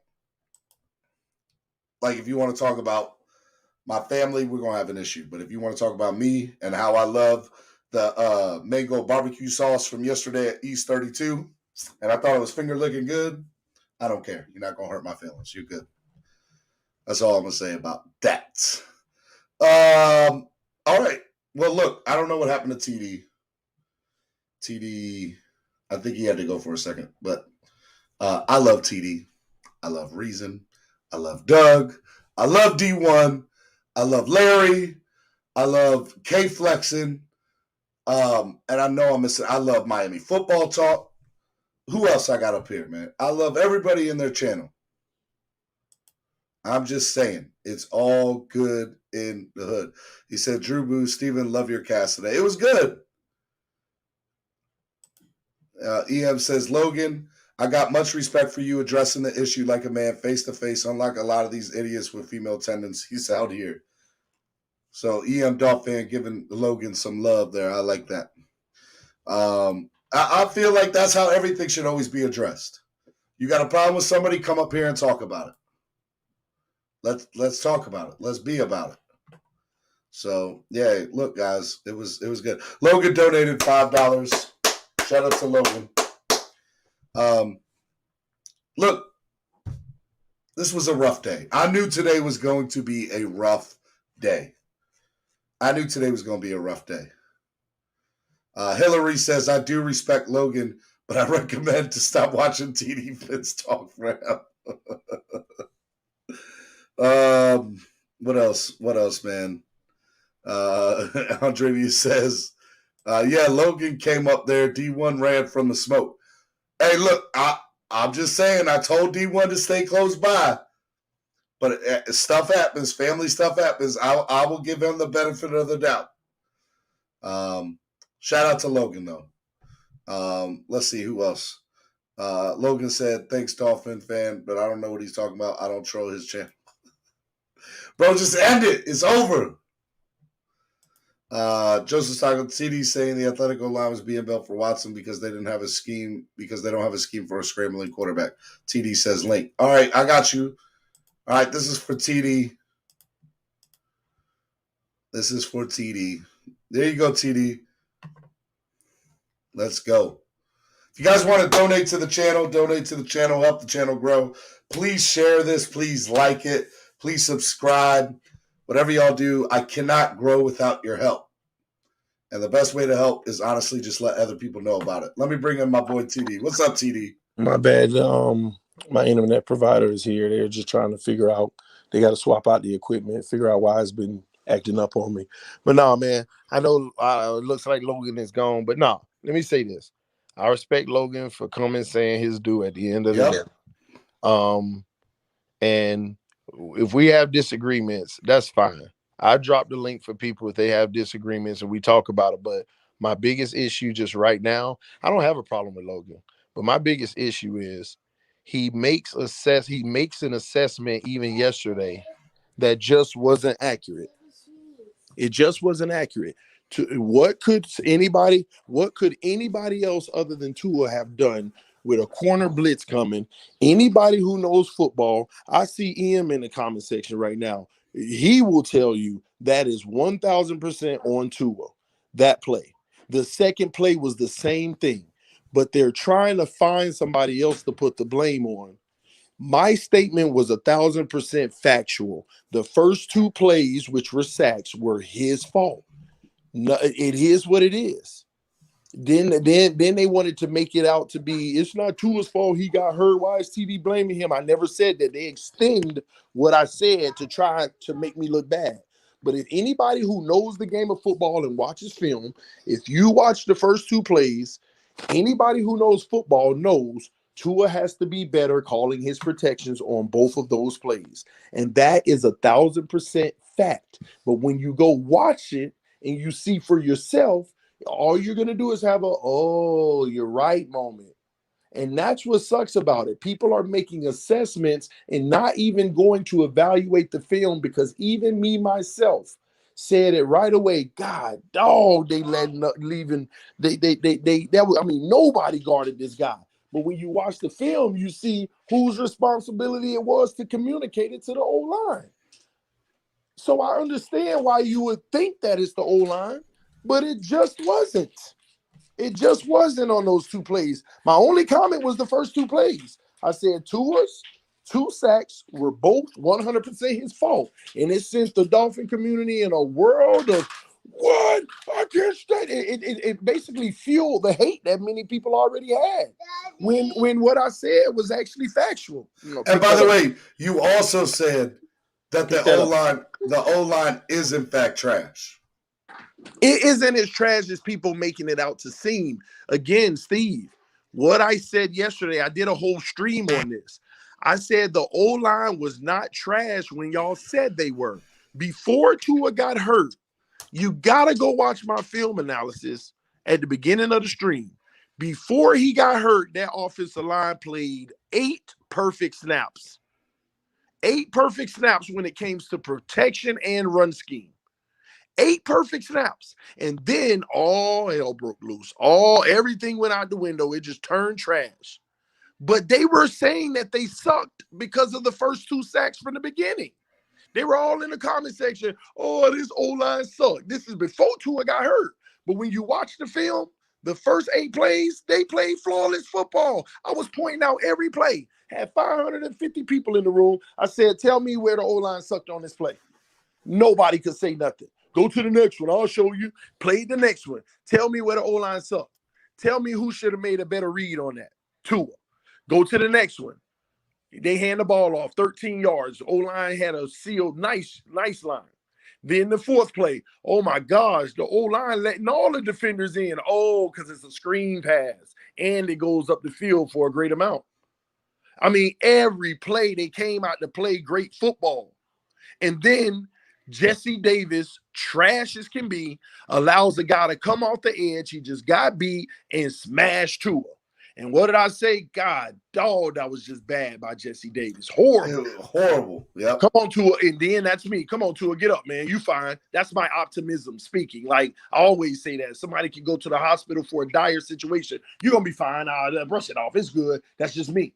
And then when I saw he was getting on the cart, I just said, all right, it's next man up. It is what it is. Tua out. Let's go Jacoby Brissett. It's Brissett time, because that's what it was.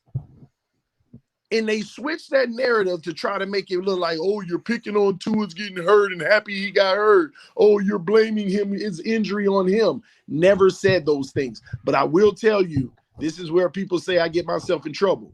When everybody kept accusing me of saying it, there was a point where I said, okay, yeah, I did. All right, whatever. Yeah, I did. And that's where I have that I don't care anymore moment. If you're going to believe it anyway, then yes, I did. And that's where they say I get myself in trouble. But at the same token, you have an effort moment. Because everybody else who watched it from the beginning and know what was happening, they know none of those things occurred for me. And anybody here right now in this comment section that was there yesterday, you can speak up and tell, was I laughing and happy that Tua got hurt? Was I sitting there blaming the sack on him. I mean, the hurt play where he got hurt. They'll tell you, no, I wasn't. But then everybody all on Instagram, oh, they going off on you over here. I'm like, over where? I click the link. Oh, we end up on Reason Channel, and there I see Logan loud and proud. I can't stand that dude. He's trash, man. He just going off. Going off. And I'm like, yeah, I mean, this is expected. This is expected. Well, bro, I knew today was going to be a crazy show. At the beginning, when the game ended, and we're walking out the stadium, I was like, man, I'm so not looking forward to doing the show today. And now that I've done it, I feel so much better because I feel like everybody let out what was on their mind. I believe people came here really down. My hope is that some people left are going to leave the show today with a smile on their face and laughing like, yo, this was a crazy show. I feel a lot better now that it all got out in the open. So starting tomorrow is Raiders. It's Raiders talk all day. Raiders about to get this smoke. That's what I'm about. I'm about to be like that tomorrow. Okay? Raiders about to get this smoke. You think Jacoby Brissett gonna beat him? No, I think Reed Sinnett is. Oh man, come on. Come on, man. See? And this is my thing, and I don't mean to hamper on it, Steven, but somebody comments, TD, I'm gonna be honest. It do be seeming like you preying on that man's downfall. Sometimes you see that's the title I get. It seems that way, but it's a perception. But it's a perception, right? But listen, I'm not one of them people who subscribe to I'm responsible for my perception. I'm different, ladies and gentlemen. Everybody out here, well, your perception, you got to change your perception. I ain't got to change nothing. It ain't my business what anybody else think about me. I do me because I do it better than anybody else. I am not your role model to be trying to give this perception or illusion or image. Okay, Charles Barkley. I'm not. I'm not though. But people need to understand that. So if it seems like, then call it what it is. Seems like ain't factual. Seems like ain't like. And that's what people need to get through. I don't care if it seems like people just get mad because I call out all the things that he do bad because they want to ignore him. And now it seems like I just let me ask you, when you first started doing your channel, yeah, okay, were you more optimistic or were you less critical? I was delusional. Okay, explain. Like like the way that they are now with Tua, that's how I was with Tannehill. I was straight up delusional. It was gullible. You know, we want to believe any and everything about our guy. And Tannehill taught me to stop being like that. And now I got a front row seat at what it looks like to witness somebody doing it. And that's what a lot of fans are doing now. They're being gullible about a guy who just is not athletic enough to extend plays and just make more happen. He's just not. He has a talent within him, but he's not athletic enough to make this team better by extending plays with his legs. I don't care if the blitz is coming from the left, start rolling right like Mahomes does 30% of the time.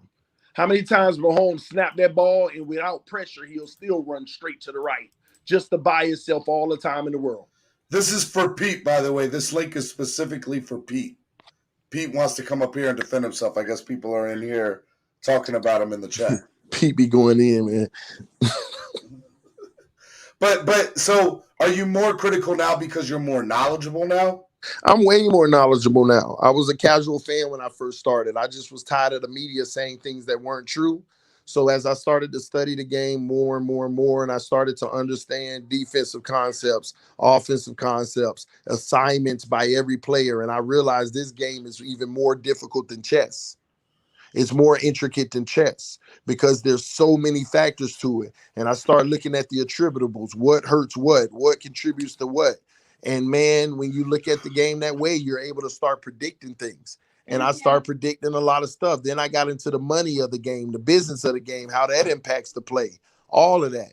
And I feel like I'm just in football school, just learning every day, even to this day. And I know so much and don't know enough, not even nearly enough. That's why I lean on certain guys who have helped me through all the few years with just football acumen. But I just keep learning more and more, and I'm pointing out all of these simple football thought processes that I used to have that other people have now. This game is way more intricate than people see it as. Yeah, and they 100%. wonder why we've been in the same situation for 21 years. All right, let me bring in Pete real quick. Pete, I know you said you got to go, but go ahead, bro. What's going on, TD? What's up, Steven? Thank you guys for letting me up. And also, shout out to everybody out there in the chat. And let me be the first one to tell you guys, before I even get to the Dolphins game, let me be the first one to tell you guys that this whole Dolphins community, you know why they're toxic now? You know why they're being disrespectful? Do you want to know why they're actually putting up curse words and there's actually a swear jar? You guys got to remember, there's little kids out here that aren't out of high school or even out of middle school that want to tune in and listen and watch these channels, but they're not even being allowed to watch because some of you are in your emotional standard feelings over Tua not being the guy that you guys thought he was going to be, and now you guys want to come up, curse out people all over the chat, make it nasty, when in reality, we just been trying to tell you guys, the I told you type of guys, those are the toxic guys, okay? TD has never really been toxic. He's just been optimistic and cautious about our team, which is totally fine. What has our team given us to make us feel like we're some sort of juggernaut? So some of you are out here on other channels spewing a bunch of lies, spewing a whole bunch of toxic stuff to try to make and spin your narrative to be right. And I won't let that happen, bro. The fake around me will never be around me. So moving on to the game, because there's a whole bunch of butthurt fans, and they're pissed off and they're mad over our quarterback getting the wind knocked out and not showing enough toughness to get back in the game. So here's number one. There's also another little thing going out there that I said Tua was gonna get hurt, and I wish Tua injured last week on Larry's show. If you really go do your film work and you really go pay attention, I said that because the guy that I was talking to said Jakeem Grant was going to get hurt. That's what he said. So I said, oh, so you're wishing death on Jakeem Grant. That's what's going to happen to Tua. Tua's going to get hurt on Sunday, and that's why I said that. I never wished injury upon anybody, but it came to light, and the guy's not injured, okay? The simple and plain is, you guys don't want to know the truth. Tua is a simplified offense. He needs easy one-read steps, and all you guys that were clowning J.C. Jackson on your shows, clowning him, thinking that he was wrong, well, guess what? Buffalo did it to Tua early and often. Take out the first read and put pressure on him, he's not going to want to know where to go with that second ball. He's going to throw it to the first read regardless, and we were going to lose regardless, with or without Tua. And look, and you know what? The fan base wants to know the truth. I seen this coming. Jacoby Brissett is clearly a better quarterback. He moves this offense better. I've been telling all of you guys hold on. I've been telling you guys, hold on, I'm getting it. I've been telling you guys since the beginning that Jacoby Brissett moves this offense better. Jacoby Brissett was limited by this coaching staff in preseason, when in reality he should have never been limited. He should have been used more to get those jitters out in case we do need them, in case injury-prone Tua gets hurt. Actually, I really think the best thing that'll happen is Tua sits on the bench, so we have a fighting chance this year. Okay? This is about our team. This is not about our player, Tua. He's another draft pick. Steven, when it comes down to it, bro, what Pete was talking about at the beginning, it's the people who are engaging in character assassination. Because the sad part of it is, I sat there and watched people go to other platforms and say TD was wishing on him to get hurt and was laughing about it. And the same people in the comment section were like, oh, I'm going to unsubscribe. That's messed up. That's character assassination that they're attempting. And then on top of that, they need to realize it doesn't matter anyway, because 200 people can leave today and 400 gain. And that's where people need to stop. People know the truth. They need to stop this toxic behavior. Because if somebody did that to you, Steven, you wouldn't even appreciate it, bro. That's like them saying Tua was laughing on Steven was laughing on his morning show this morning about Tua getting hurt. How dare I block you or unsubscribe from you, Stephen, without even verifying it? But that's what's happening in our community. But and that sentiment, and I'm not defending it, and I agree with the TD and Pete.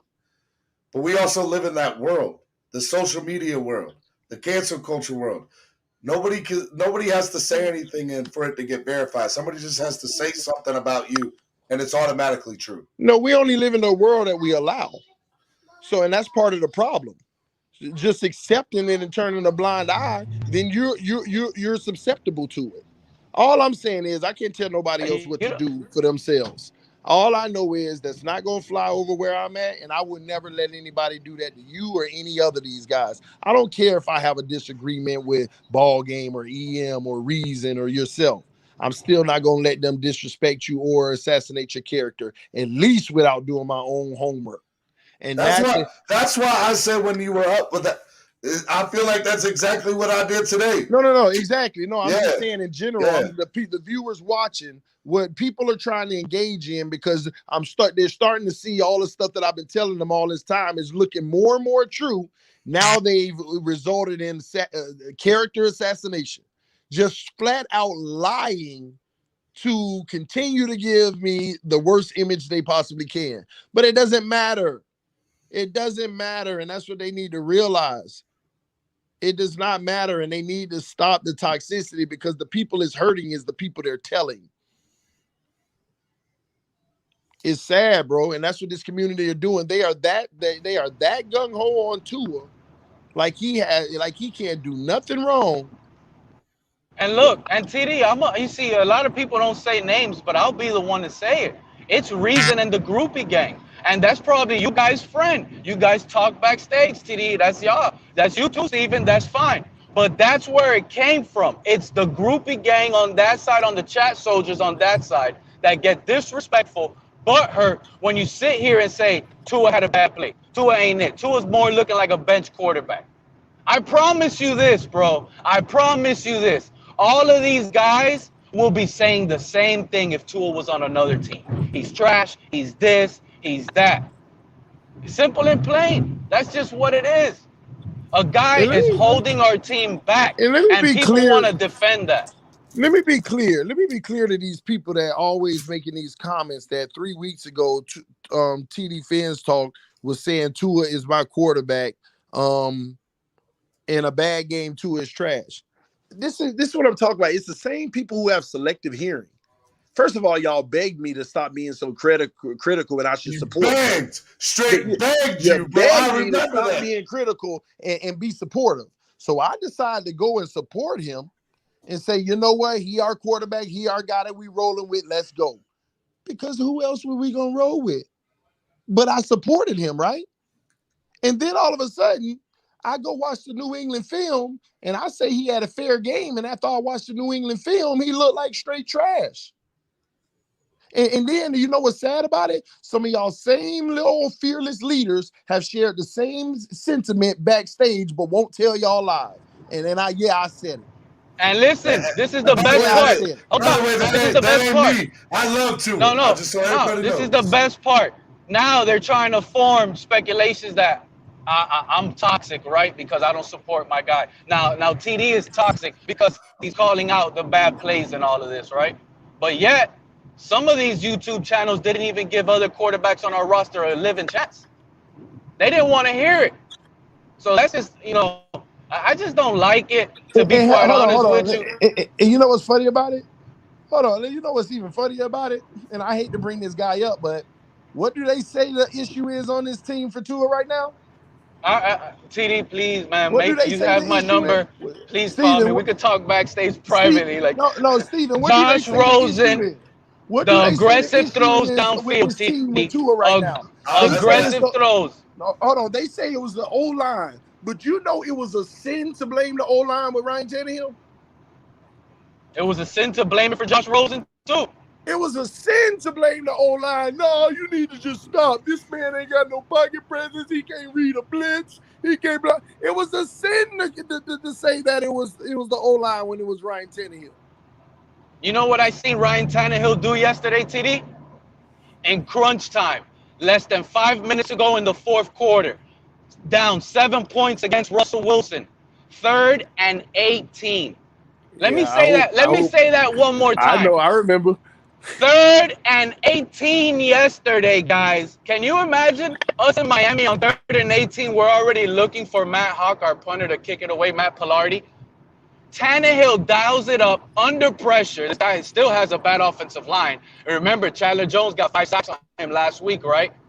3rd and 18, that guy looked calm, smooth, and collective, even after being harassed and attacked all game. In crunch time, when your nerves are at the highest, the crowd was against him.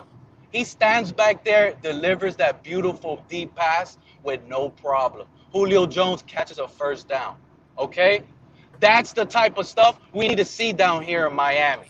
And we haven't seen it, and I'm sorry to tell you, since Reed Sinnett preseason 3. Hey, look, Pete, I feel like I think you really let me figure out how to say this. I think most of the time when you say stuff, I do not agree with it. But I will also say that some of the stuff, not all of it, but some of the stuff you said has not been wrong.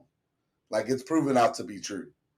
And so it sounds crazy, but you haven't been wrong on everything. I argued with TD. I argued with TD for a long time with the Tunzel trade. I told TD, and I stand by it. We screwed up when we traded up Tunzel. He likes that we got a lot of picks. Real quick, this is for EM. I'm dropping the link for EM.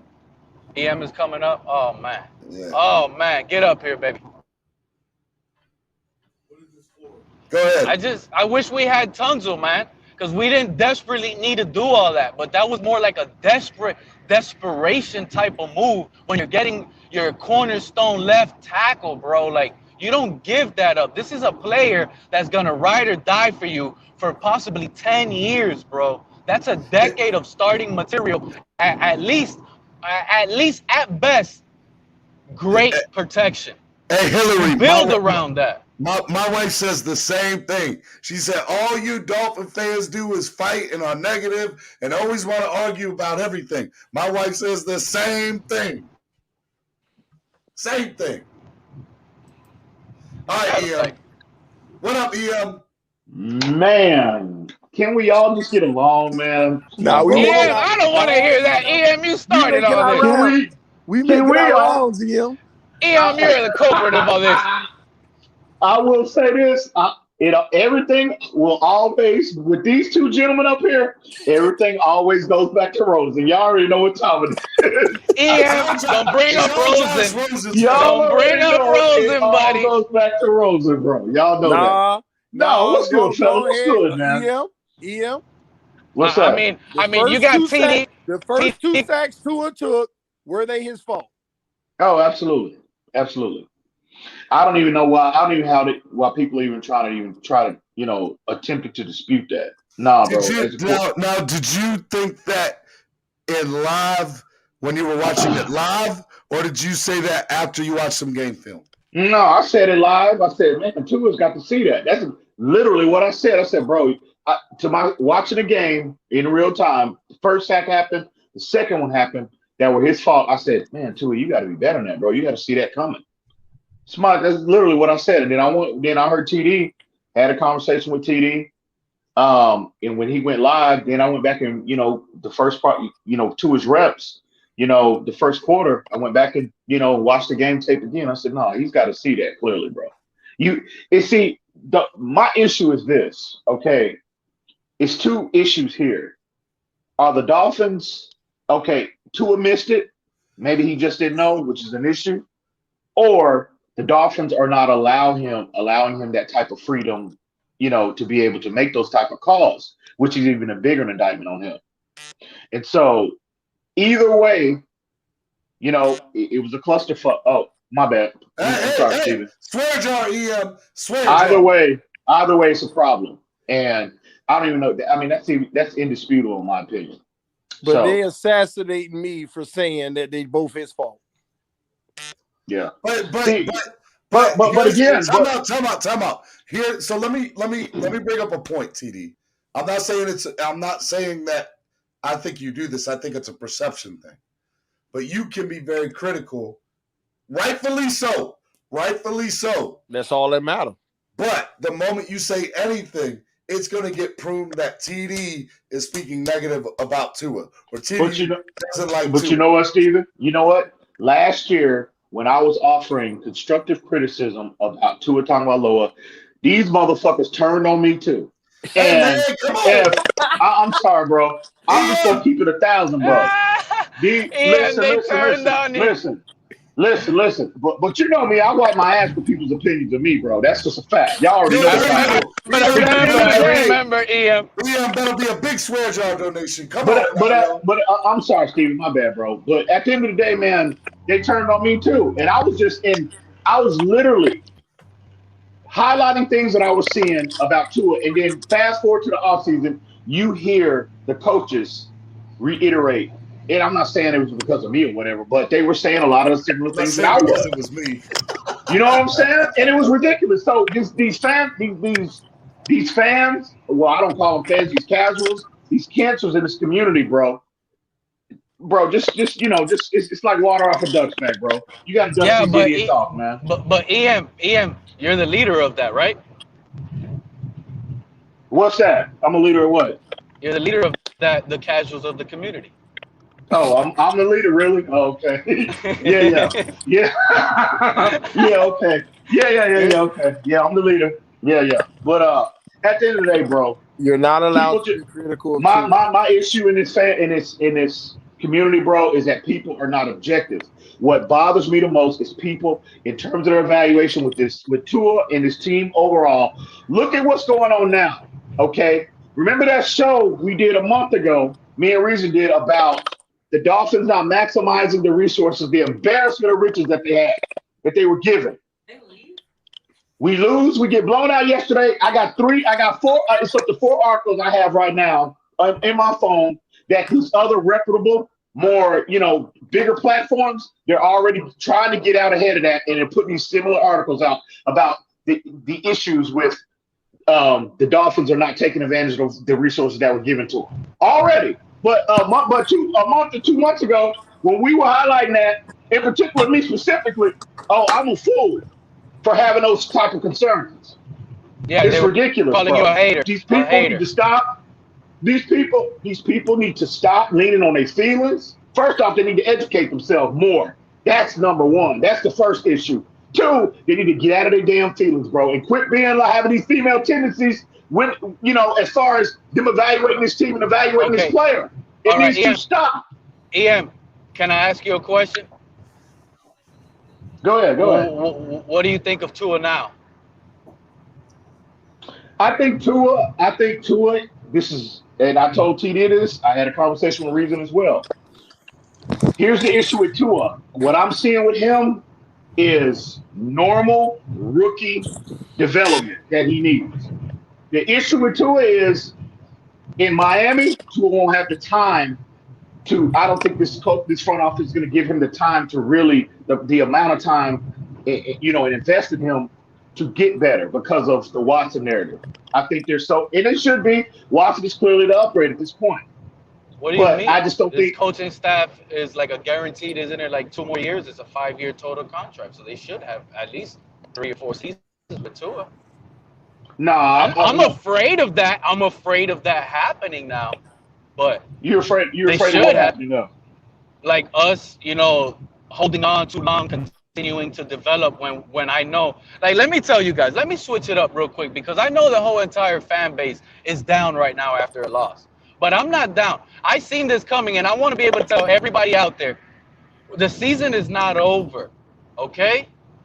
Like, all we needed is better quarterback play. And you guys think I'm trolling or making a joke, but Jacoby is better, man. We have a chance with Jacoby. I disagree with that. I can't go sign on that foolishness. Okay, but let me finish, EM. Let me finish. There's guys out there, okay? Maybe even you, just by that response already. And by the way you were shaking your head, Steven, you already think our season is over. Hold on, you already think you think our season is over if Jacoby starts. Okay? But that's all I want to tell people. Our season is not over. We're 1-1. If Jacoby is the starter, support him just like you supported Tua. Now, that's it with that. That's all I want to say with that. That's gonna be the Because good me, one. listen, That's gonna that's be the just me good right one. now. That's just me right now. Me clearly, my opinion is Jacoby's the better player. So I think he should have started from the get-go, right? But let's forget But about hold what he on, thinks. is Jacoby gonna get the support to a guy if he has to start due to an injury? I'm just curious, community. I highly doubt Wait, that. wait, That's why wait. I'm begging for that, TD. But here's the next question, and seriously, guys, this is the biggest thing. Are you guys now? I want Steven, TD, and EM to answer in the chat too. Get along, support the channel, like and subscribe. Are we concerned of Tua missing next week? Yes or no? It could be yes or no, or you could explain it. Should we be concerned on Tua missing next week's game right now? What do you mean? What from? Like I'm not. from his injury, from his little injury. I see what he's saying, and that's an interesting question. I'm actually intrigued by that question because, I mean, to a degree, you should be concerned, but deep down, I don't think everybody feels a major oh my, I don't think that people really feels it matters enough to feel concerned. Here's what I'll say. Here's what I'll say. Here's what I'll say. I think at the end of the day, if Jacoby starts, we know what we're going to get.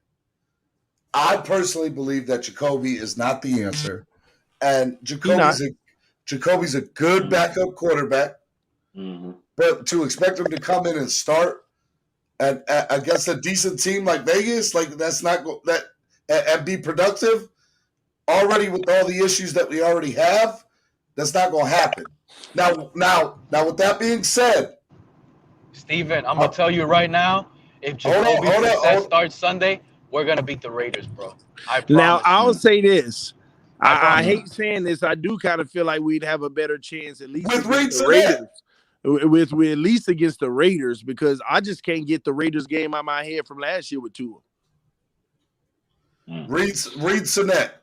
I think we'd have a better shot. Stop that, Steven. Come on. Listen, man. I wouldn't, bro. Steven. Come on, I man. wouldn't. Listen, we're talking about right now. This is the season is on right now. We can't be thinking draft picks or anything right now either. We got to talk about what we have, right?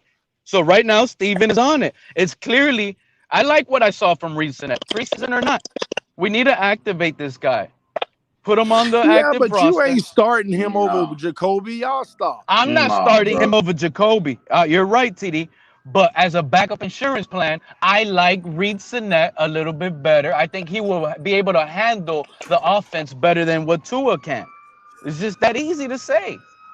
What do you mean handle the offense better than Tua? What do you mean? Like, it's not going to be so simplified. Like last week with Tua and one of the plays, Austin Jackson, he gets called for illegal man downfield. Hey, real quick. This is come here, man. It's the hype man, Ali. Let's go. Ali just woke up and he going to the gym because Ali slept all day. All day. Tell him, said Brissett time. Let's go. Brissett time. Yeah, let's go get it. You gotta tell. What's up, DWA, baby? See, I'm with that. He still said, let's go get it. But you know how many people ain't going to be saying that? I mean, I would say, I told you. There's going to be people that's sitting back behind their computers talking about, see, this is what you need to. This is what they're going to be trying to kill. Listen, Larry's gang. Hey. What up, Steven? What up, Em? I got a question for you, my friend.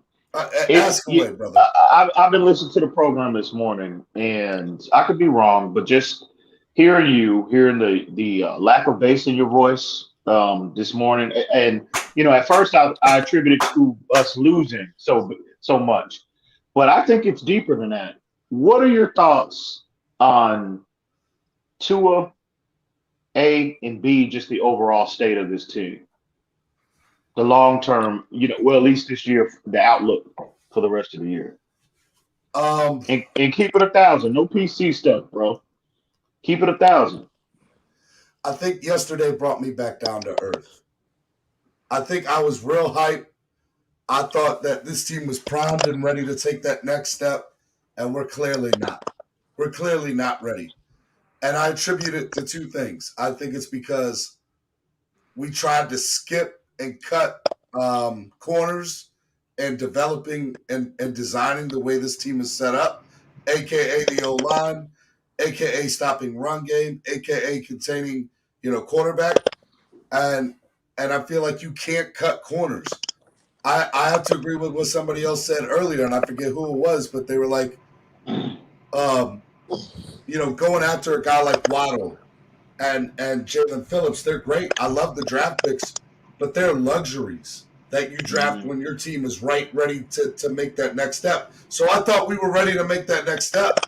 And I think the reality is we're not. And We're this not is ready. exactly, you see, Stephen and Ian, good question, because this is exactly why I had to stop and say exactly what I said. The season is not over, bro. I didn't Our say that it problem was. is the I didn't say offense. that it Listen, was. look, our season is not over. I know you're down. Maybe it hurts that Tua's not the guy, but he No, I'm was hurt. hurting us. I'm hurt. I spent all this money flying down here to see my team get killed 35-0. That's what I'm mad about. Okay, does it really feel like, think about it? The Buffalo Bills are considered a juggernaut, right? They're considered a Super Bowl contender. They just beat us 35-0. Does it really feel deep down in you guys' heart today that we got blown out? Does it really feel that way? Like, think about it. Does it really feel like, oh my God, the Dolphins are the worst team right now in the NFL? We got blown out 35-0. The only team that didn't score a touchdown. So I want to finish answering EM's, and with that, I'll answer yours. I don't think we're the worst team in the NFL. I still think that Tua has the possibility and the capability to be a very good starter in this league. I have not. I don't have I love I love TD. I do love TD. I love Tua. Tua's the guy. I truly think that we just need to give the man has won 7 of his first, I guess, 11 starts now. I don't know if you count yesterday's game or not, but like, to me, there's been so many things. Like, he got so much better from the little bit that we saw in preseason, and I saw him make some decent plays last Sunday. I know he wasn't great. I get that. But I think he's progressing and getting better. And quarterbacks just aren't great overnight. Steven, I think, and see, I told TD this privately. I said, I posed this question to him. I said, if the Deshaun Watson narrative was not a real thing, would you be extending more patience to Tua? Grace, yeah. And he said, yeah. He said, yeah. So I think the Watson narrative has fueled the fan base wanting to accelerate, and I understand they want to accelerate his development, and they want him to be this, all pro quarterback. Herbert, not all pro, just Herbert. Herbert too. Herbert is what I get it. But again, Herbert didn't help Tua, right? Herbert, he didn't. That's a fact. The fact that Herbert was drafted, we had a chance to get him. Yeah, and he was drafted right after us, and then he had the season that he had. And that's that is what it is. That's facts. I agree 100%. But what I see with Tua, bro, it's just normal rookie stuff, because this was just his 11th start on Sunday. Yep. And so he's 11. He ain't even had 16 games yet. I know, bro. So that's what I'm saying. And here's the thing. Out of those, out of those 11 starts, what have we seen that was special? Hold on, Ian. And let me one up and say that too. I think another thing is Tannehill. How long were fans saying, well, haven't we seen enough of Tannehill? When is enough going to be enough to say that this guy's not the deal? Because we went through that horror deal with him, and because of everything that we went through with the beginning of the Tua era with Fitzpatrick and the injury, and like the reality is, at the end of the day, I don't know if Tua is ever truly going to get a fair shake. So he has one. We got breaking news, guys. Well, Tua's further medical evaluation just came in, and everything negative, no significant additional damage.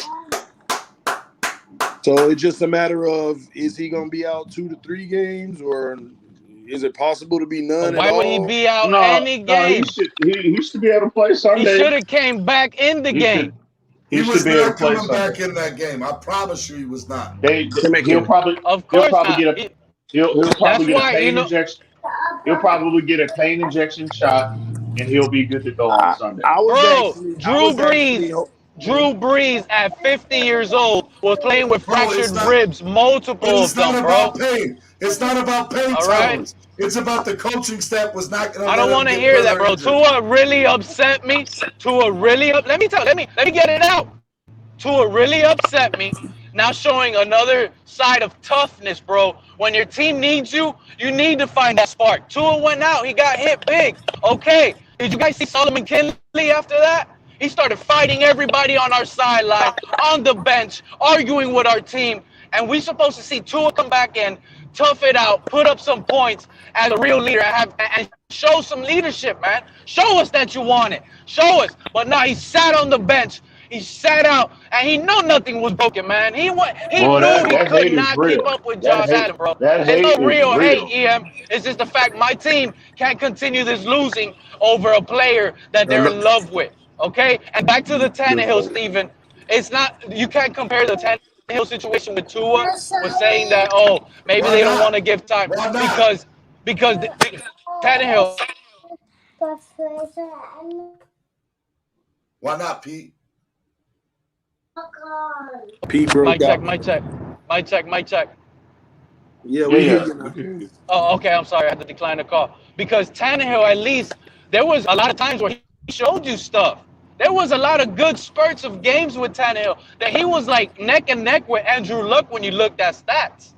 4,000 yards with a horrible offense, horrible this, horrible that. But he still showed you. Maybe it wasn't a full season, but he gave you something to be like, man, the offensive line sucks, but when he did have time, you saw him hit Brian Hartline on a 22-yard comeback route, stuff like that. If you don't think that Tua was going to make the adjustments, I don't know what to tell you.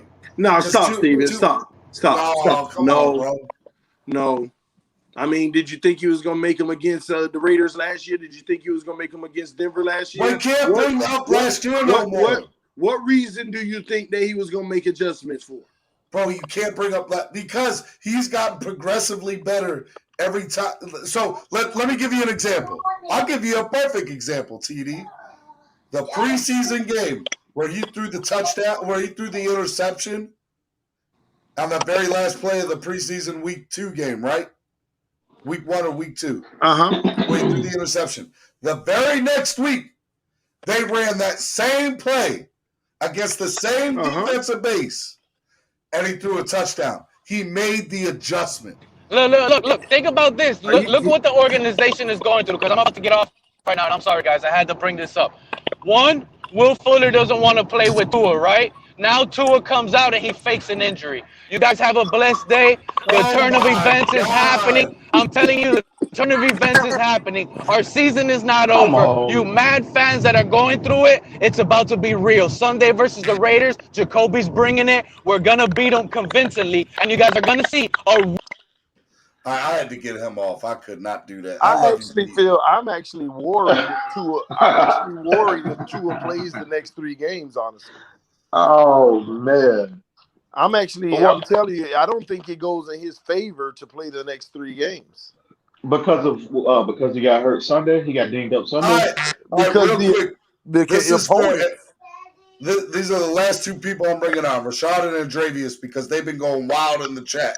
And they want to go. They want to get up here one last time. I saw this dude Rashad talking about he couldn't believe EM in ball game. I'm really curious. I really want to know. I'm gonna let Andrevius and Rashad come up, and then bro, I haven't had nothing to eat for breakfast. I'm working on like 3-4 hours of sleep. I'm exhausted. Come on, I'm exhausted. Let's see. They heard you telling the truth last night, EM. Now they shocked. All right, here's Rashad. Yo, first of all, I'm gonna go back about 10 minutes. 10 minutes ago when we were saying both these sacks was on Tua. That first sack was the same play that we ran versus the Patriots and we were eating on. It was a horrible play call because it's only a 2-route play. There's only two options, and the other read is on the other side of the field. We motioned what's the tight end name? Ethan Carter. I think that was him. We that was Smite. The tight end that shouldn't be on this team, Ethan Carter. Yeah. We motioned him, and the blitzing cornerback was literally covering him. But it was a motion height. As soon as we motioned him, we call a height. So there's really no time to sit there and be like, oh, well, here comes this corner. He never moved. We don't know if they're in zone. We don't know if they're blitzing. We don't know what's coming, but we got to call a height. Stop that ridiculous, Rashard. Stop that. Wait. Whose man's is this? Somebody come get their man's over here because he's talking crazy. Like you said, he always looks at his first read. That's where he wants to go. Did you not see that safety jump that route so hard? That safety was ready for that play. He was sitting on it, just waiting. You have 2 seconds. I can't believe what this man is saying right now. You're ignoring 2 seconds. The issue on the play. The issue wasn't that his read wasn't there. The issue was the guy that sacked him. You're trying to say the guy went in motion and he didn't see the guy literally stay there. Another thing, why do you think you send a man in motion? You want to see if it's man to man as well, right? You want to see if you're gonna get that guy to follow it. What it was is he sent the man in motion to sell the run because it was a play action. Oh my gosh! Rashad, please don't tell me this is what you've been talking all this mess in the chat with. This is what you come up with, bro? Really? I can't believe this. It goes back. Come on, man. It goes back to week 17. They put 7 to 8 people in the box every play just to show, and they were only rushing 4 at the most. It was either 3 to 5 people. Week 17, they were rushed, but we couldn't block nobody. The first sack that they got, they rushed 3 in the young linebacker, the one who got drafted when he was like 19. He came untouched, rushing 3 people. The offense one. I give. Bro, what are you talking about? When is this that you're talking about? This dude is all over the place, man. I'm talking about week. I'm trying to focus on one thing. Listen to what I'm saying. It's the. What I'm saying is the Bills showed the same thing that they showed in week 17, and it confuses. Hell yeah, Steven. Drop that link for grade 1. Steven, drop that link for grade 1. Drop that link for grade 1. But y'all get what I'm saying now? Continue. I'm sorry, Rashad. Continue, bro. They were showing the same thing that they showed in week 17, and the offensive line, including Tua, does not know what to do. They put all these people in the box, and then they drop them back in coverage. We are just talking about the first 2 plays, though, bro. What was the O-line supposed to do? The first sack was a motion hike play action, and it's the same play that they were eating the Patriots with. Once that first Buffalo took that away, bro. Buffalo took that play away from Buffalo took it away like that. So I'm not gonna put just because they took it away does not mean he should have got sacked. Why did he get sacked? He was supposed TD. What do you? All right. If he calls out, it's a lot of stuttering. Listen. He calls out this corner. He calls out this cornerback. He calls out this cornerback that's blitzing. Tua doesn't get sacked still. Say that again. If he calls out that cornerback and Jackson picks him up, does Tua still get sacked? But take me a break. No, because when you call out the cornerback, you do what every quarterback did in the NFL yesterday. They hold a play, they go up to the center, and they start yelling at the O-line that we shifted protection left. D1, I'll put the link up, D1. You communicate to your entire O-line, we are shifting protection left. Or you audible, or you actually hand the ball off. You can audible. You right about that. But do you know we seen it last year? We're throwing at the blitzer. That's one thing that you were proud about Tua with. That's a lie. You're not throwing at the blitzer because the guy you're throwing to is still double covered. The corner is out there. I know the corner is out there. This is the same. This is what I'm trying to tell you. The safety was the only reason Tua didn't go to Parker. when that safety jumped that route that hard, he didn't even. The safety didn't go for the Bro, play action. you said we were throwing at the blitzer. The blitzer didn't even have a man to guard because Tua sent them in motion. So you know you got a free man that shouldn't even be a part of the play. He's a free rusher to you. So what I'm saying is, it is too early. It is too what early I'm saying for this level is of foolishness. this cornerback is blitzing. We're going to. It's this 5 is the o'clock open somewhere side again. of the field. This is the open side of the field. It's not the open side. You only throw to a blitzing corner when he leaves his man. He never left it. He didn't. He never had a man. You can only throw to a blitzer. You can only throw to a blitzer if he's leaving his man. If Devontae Parker's corner came on a blitz, then you throw it to Parker. That's basic football, bro. If Devontae Parker's corner came on the blitz, then you throw it to the blitzer. But this is where he was throwing. He wasn't throwing to the blitzer. Hold up. Everybody, hold on. Rashad, I got to bring on Dick Great One here because he's in the back room ready to go against TD. So any final words, Rashad? Because it's about to go down. EM was dealing with Great One. It's all good. I'm gonna let you make it, Rashad, but I'm gonna let you make it this time. But listen, bro. Because I'm saying when I said you in ball game, I thought y'all. I know how y'all read a play. Y'all look deep into it. Y'all are some of the most accurate Dolphins analysts that I listen to when y'all come on this. And they're wrong this time.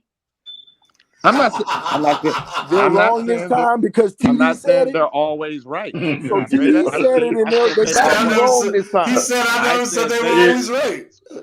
So TD said it. Now they got to be wrong this They are time. one of the most accurate. Yes, they are wrong this time. TD, you're not always right. You agree with that, right? Bro, we're talking about this one. No, TD, don't walk away from that question. Right, so we're not going to answer that question. TD, answer that question. I'm saying I'm not always right. They blitzed and we threw over their head. We tried to run the same play. Safety didn't drop back. Safety read the play.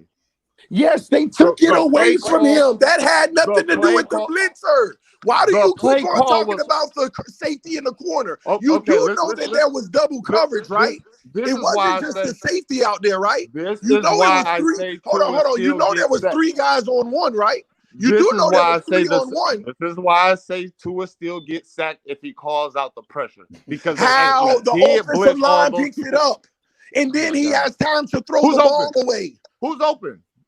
You throw the ball away. They're coming from every side, TD. It's an intentional grounding. What are you talking about? What do you mean? Do y'all hear this ridiculous? Throw the ball away to who? Throw it in the dirt if anything. What are you talking about? I'm trying. He's still in the pocket. Do y'all hear this man right now? To be intentional grounding. Do y'all hear? TD, tell him. Somebody come get their mans. He calls hike and just throw the ball away. Do y'all hear this man right now? Whose man's is this? I would listen. Get the where Great One at? I would see. Great One only pops up when anything negative about Tua pops up. I'm the Great One. I want to hear what Great One said. All right, Rashad, I love you, brother. Be good. All right. D1. Let's go, D1. D1, say what you want to say to TD because you wanted to say it earlier. Hey, I ain't got no beef with TD. I'm gonna keep that completely 100. Hang on. Great One only pops up when there's anything remotely negative surrounding Tua Tagovailoa. Any other time when there was positivity in the preseason, you know I got to call you out of your foolishness, Great One. You already know it's all love, baby. But listen, he only pops up when there's anything possibly negative surrounding Tua. So I just wanted to get that out there. Go ahead. The floor is yours, my friend. Go ahead. You know, that's 1,000% not true. I just want to bring up the fact that I told you from day one, before you even drafted Tua, that offensive line play was a concern. And me and TD, Dudley and Dave Jackson, we did a stream. I don't know if TD remembers this stream. We did a mock draft. Everybody, but I took an offensive lineman. I agree.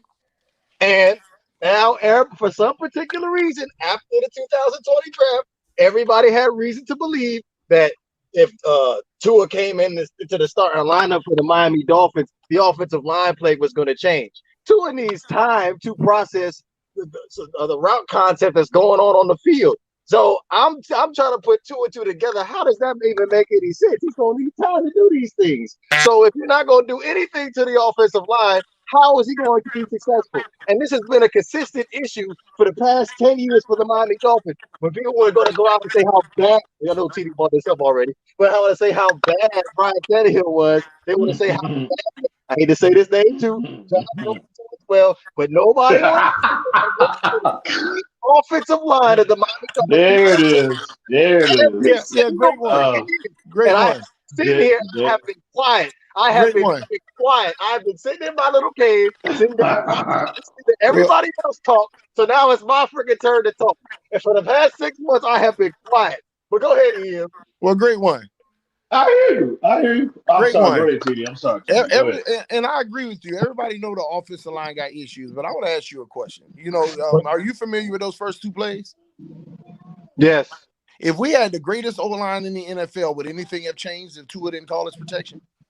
No, it wouldn't have. But at the same time, outside of those two plays, a good offensive line would have hid some of those Tua deficiencies. Yeah, outside of that, right? Yes. Outside, you see, I've been saying that. I've never shied away from that. Again, ladies and gentlemen, I'm talking about the first two plays in the title of my video. Tua's first 2 sacks were 100% his fault. And y'all can make all these excuses all you want. Oh, he threw it to the blitzing corner. That corner wasn't even guarding Devontae Parker. Devontae Parker had his own corner with safety help. All you got to do is call your protection. If Devontae Parker ain't there, now you got time to scramble and see if your receivers can make something happen. And if they can't, you throw the ball away. It ain't no intentional grounding. It's that simple. We know the O-line got deficiencies, but that quarterback does too. The O-line give up plays, and he does too. The O-line looks bad, and he makes them look bad at times too. On those 2 plays, obvious he made them look bad because everybody think it was them.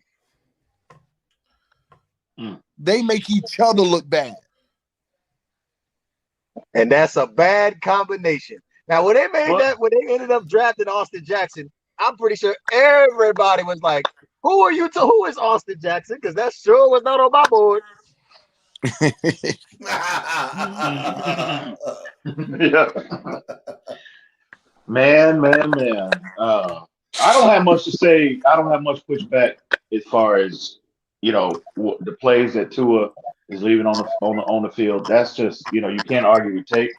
But here, I told TD this as well as others. Here's where I part ways with them. I'm not willing to. I think Tua is showing enough tangible things to warrant a further investment on him. Now I'm not saying ignore the, you know, he hadn't shown enough to ignore the Deshaun Watson narrative. But if this was a normal year with a rookie quarterback in his second year making his 11th start, Tua has shown a lot for you to give him patience. That's all I'm saying. But it's a knee-jerk reaction I feel with TD and others. I know great one, Pete as well as others. Y'all want to quickly abandon him, and you're calling him trash. And Tua hasn't been garbage, bro. He hasn't been a bust, man. He just hasn't. His individual statistics will not support that. His overall record as a starter does not support that theory. But so we've had these conversations, though. We're not saying he's a bust. He's not going to get the time to be what he needs to be. Right, he's never going to. He's not going to get the benefit of the doubt. And may I also bring this to the table too as well? Our defense has not been as good as it is right now, and God knows how long. So they also hide Tua's deficiencies too. Giving more possessions and everything. Well, you know. And listen, this 1.8 seconds, Rashad, the 1.8 seconds, if you call your protection, you get more than 1.8 seconds. Y'all don't understand just 1 + 1 = 2. If you got 1.8 seconds to throw the ball on a blitz and you get sacked, if you call your protections, it's going to be more than 1.8. It's gonna be more than 1.8. Y'all always throwing up with Tua based off of stats only have 2.2 to throw the ball. A lot of that is on him. He could buy himself another second or two. He don't know how to extend plays. He don't know how to call protections to give him another second. It's common sense, man. This is elementary stuff. Why do y'all argue this? He only had 1.8 because he didn't call his protection. Hey, D-Dub, you've been in the back room patient, man. I'm going to let you on with these boys. What do you want to say? Thank you. Good afternoon, gentlemen.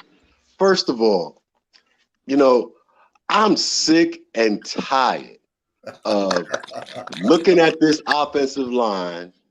And in this game, there were numerous opportunities for either Dieter or Tua to call the right protection. Mm-hmm. You got up to the line of scrimmage. You see either the linebacker or the corner coming up to the line of scrimmage.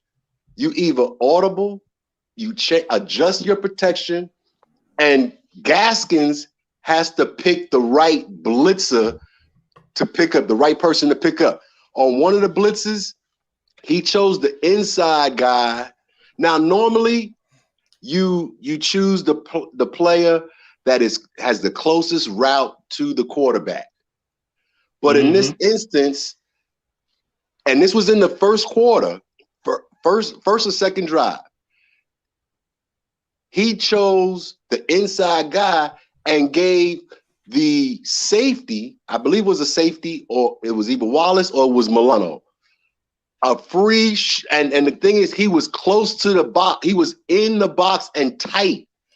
He chose not to block him, but block the inside guy who had to come through the center and the guard. So, but Dwayne, on that particular play, bro, this is what we mean. When Tua makes that check at the line of scrimmage, he should have slid Gaskins to the side that the pressure was coming from. Thank you. That's what I'm saying. That's what I'm saying. Somebody has to make the right call. Nobody's making the right call. Yes, they may understand their assignment once they break the huddle, but once they see the defensive alignment and see a change, they are not making the right call at that point, which makes it that much tougher on the offense. But the quarterback has full view of the field. You can't put the majority of that responsibility on Dieter, because Dieter's, I mean, he can't see, what's coming on the right or what's coming on the left. His plain view is the middle of the field. Right, I understand that. That's why I said either Dieter or Tua. All he is was during the game. Somebody has to make that call. Somebody has to make that correct call. But that's why the majority of responsibility is placed on quarterbacks, because they have a complete view of the field. Even if the center don't see it. Even if the center doesn't see it. So somebody Tua should have checked out of that and shifted Gaskins to the side of the field that the pressure was coming from. He didn't. And all Gaskins didn't even see him, because he was on the left side. He was on Tua's strong side, bro. No. But Tua, what they don't show on film, I seen the extended film, Tua points at the mic, which is the linebacker, and that wasn't Gaskins, that was Malcolm Brown. He actually pointed at the mic for Malcolm Brown. No, one play early, I don't know if you're talking about the first two plays, but there was a play early. It was the first two. There was a play. He pointed at the mic. Right, but that wasn't Malcolm Brown. Gaskins was in the game at that point in time. No, I think this is the one where he brought the pressure into the line on his left hip. Man, it was like that's why I wish we had the film available today. It was a 3rd and 11, bro. It was a 3rd and 11, and he called the protection in, and I thought it was Malcolm Brown. And he pointed at the mic and still left the cornerback right on the edge, hugged tight to the line, and didn't even care about the protection on. Right, and that's what I'm saying. You gotta make the right at snap adjustments. What you were supposed to do, whoever is supposed to do that, they're not doing their job. Yeah, you were supposed to send Gaskins to that corner blitzer and tell your O-line we shifted left. Hey, guys. Yep. I love y'all. Nah, y'all you can't leave, Steven. Y'all need to go to TD's channel. School's in session right now. School is in I'm trying session to go right to now. sleep, man. I just want to go to sleep. That's all I want to do. I love y'all. Y'all my brothers from another mother. But y'all ain't got to go home. But y'all need to go to TD's channel or somebody's channel. Wow, Steven kicking us out, y'all. Y'all see the loyalty? Whatever, bro. I'm about to assassinate It's like your that. It's character, like bro. that movie Trading Places. You got the groovy. Nah, just get out of here, man. Nah, man. I'm gonna start a live though. I just started live where everybody can chat it up and come in if they want. Oh yeah, because Steven didn't do that. All right, bro. Hey, you guys were great. Thank you for coming on, everybody. Appreciate you having me on, bro. Steven, for this group therapy session. Till next time. Hey, we'll be here tomorrow morning. That's what's up. Peace out, guys. Y'all be good. Make sure y'all share everything. Come and hang out. This was a great show today. Go over to TD right now. It looks like TD's about to go live. Go hang out with TD. I'm exhausted. I'm going to get some sleep. And I'm just tired. So this was a fun show today. This was a fun show, and I didn't think it was going to be. And you know why it was? Because y'all, the fans, y'all, the best fans in the world. And I love hanging out with y'all. So thank you for supporting the channel as you guys always do each and every single day. I will be here tomorrow, and we're definitely not going to be as long tomorrow because I got to go to the airport at 10. Actually, probably. Look, 8 o'clock a.m. Be there because I'll be there tomorrow. So Eastern Standard Time, and we'll hang out. We'll have a good time, and it'll be all good. All right. I love y'all. I'll talk to y'all later. Go have fun with TD. And I will talk to y'all later. Peace out. Fins up. Love y'all.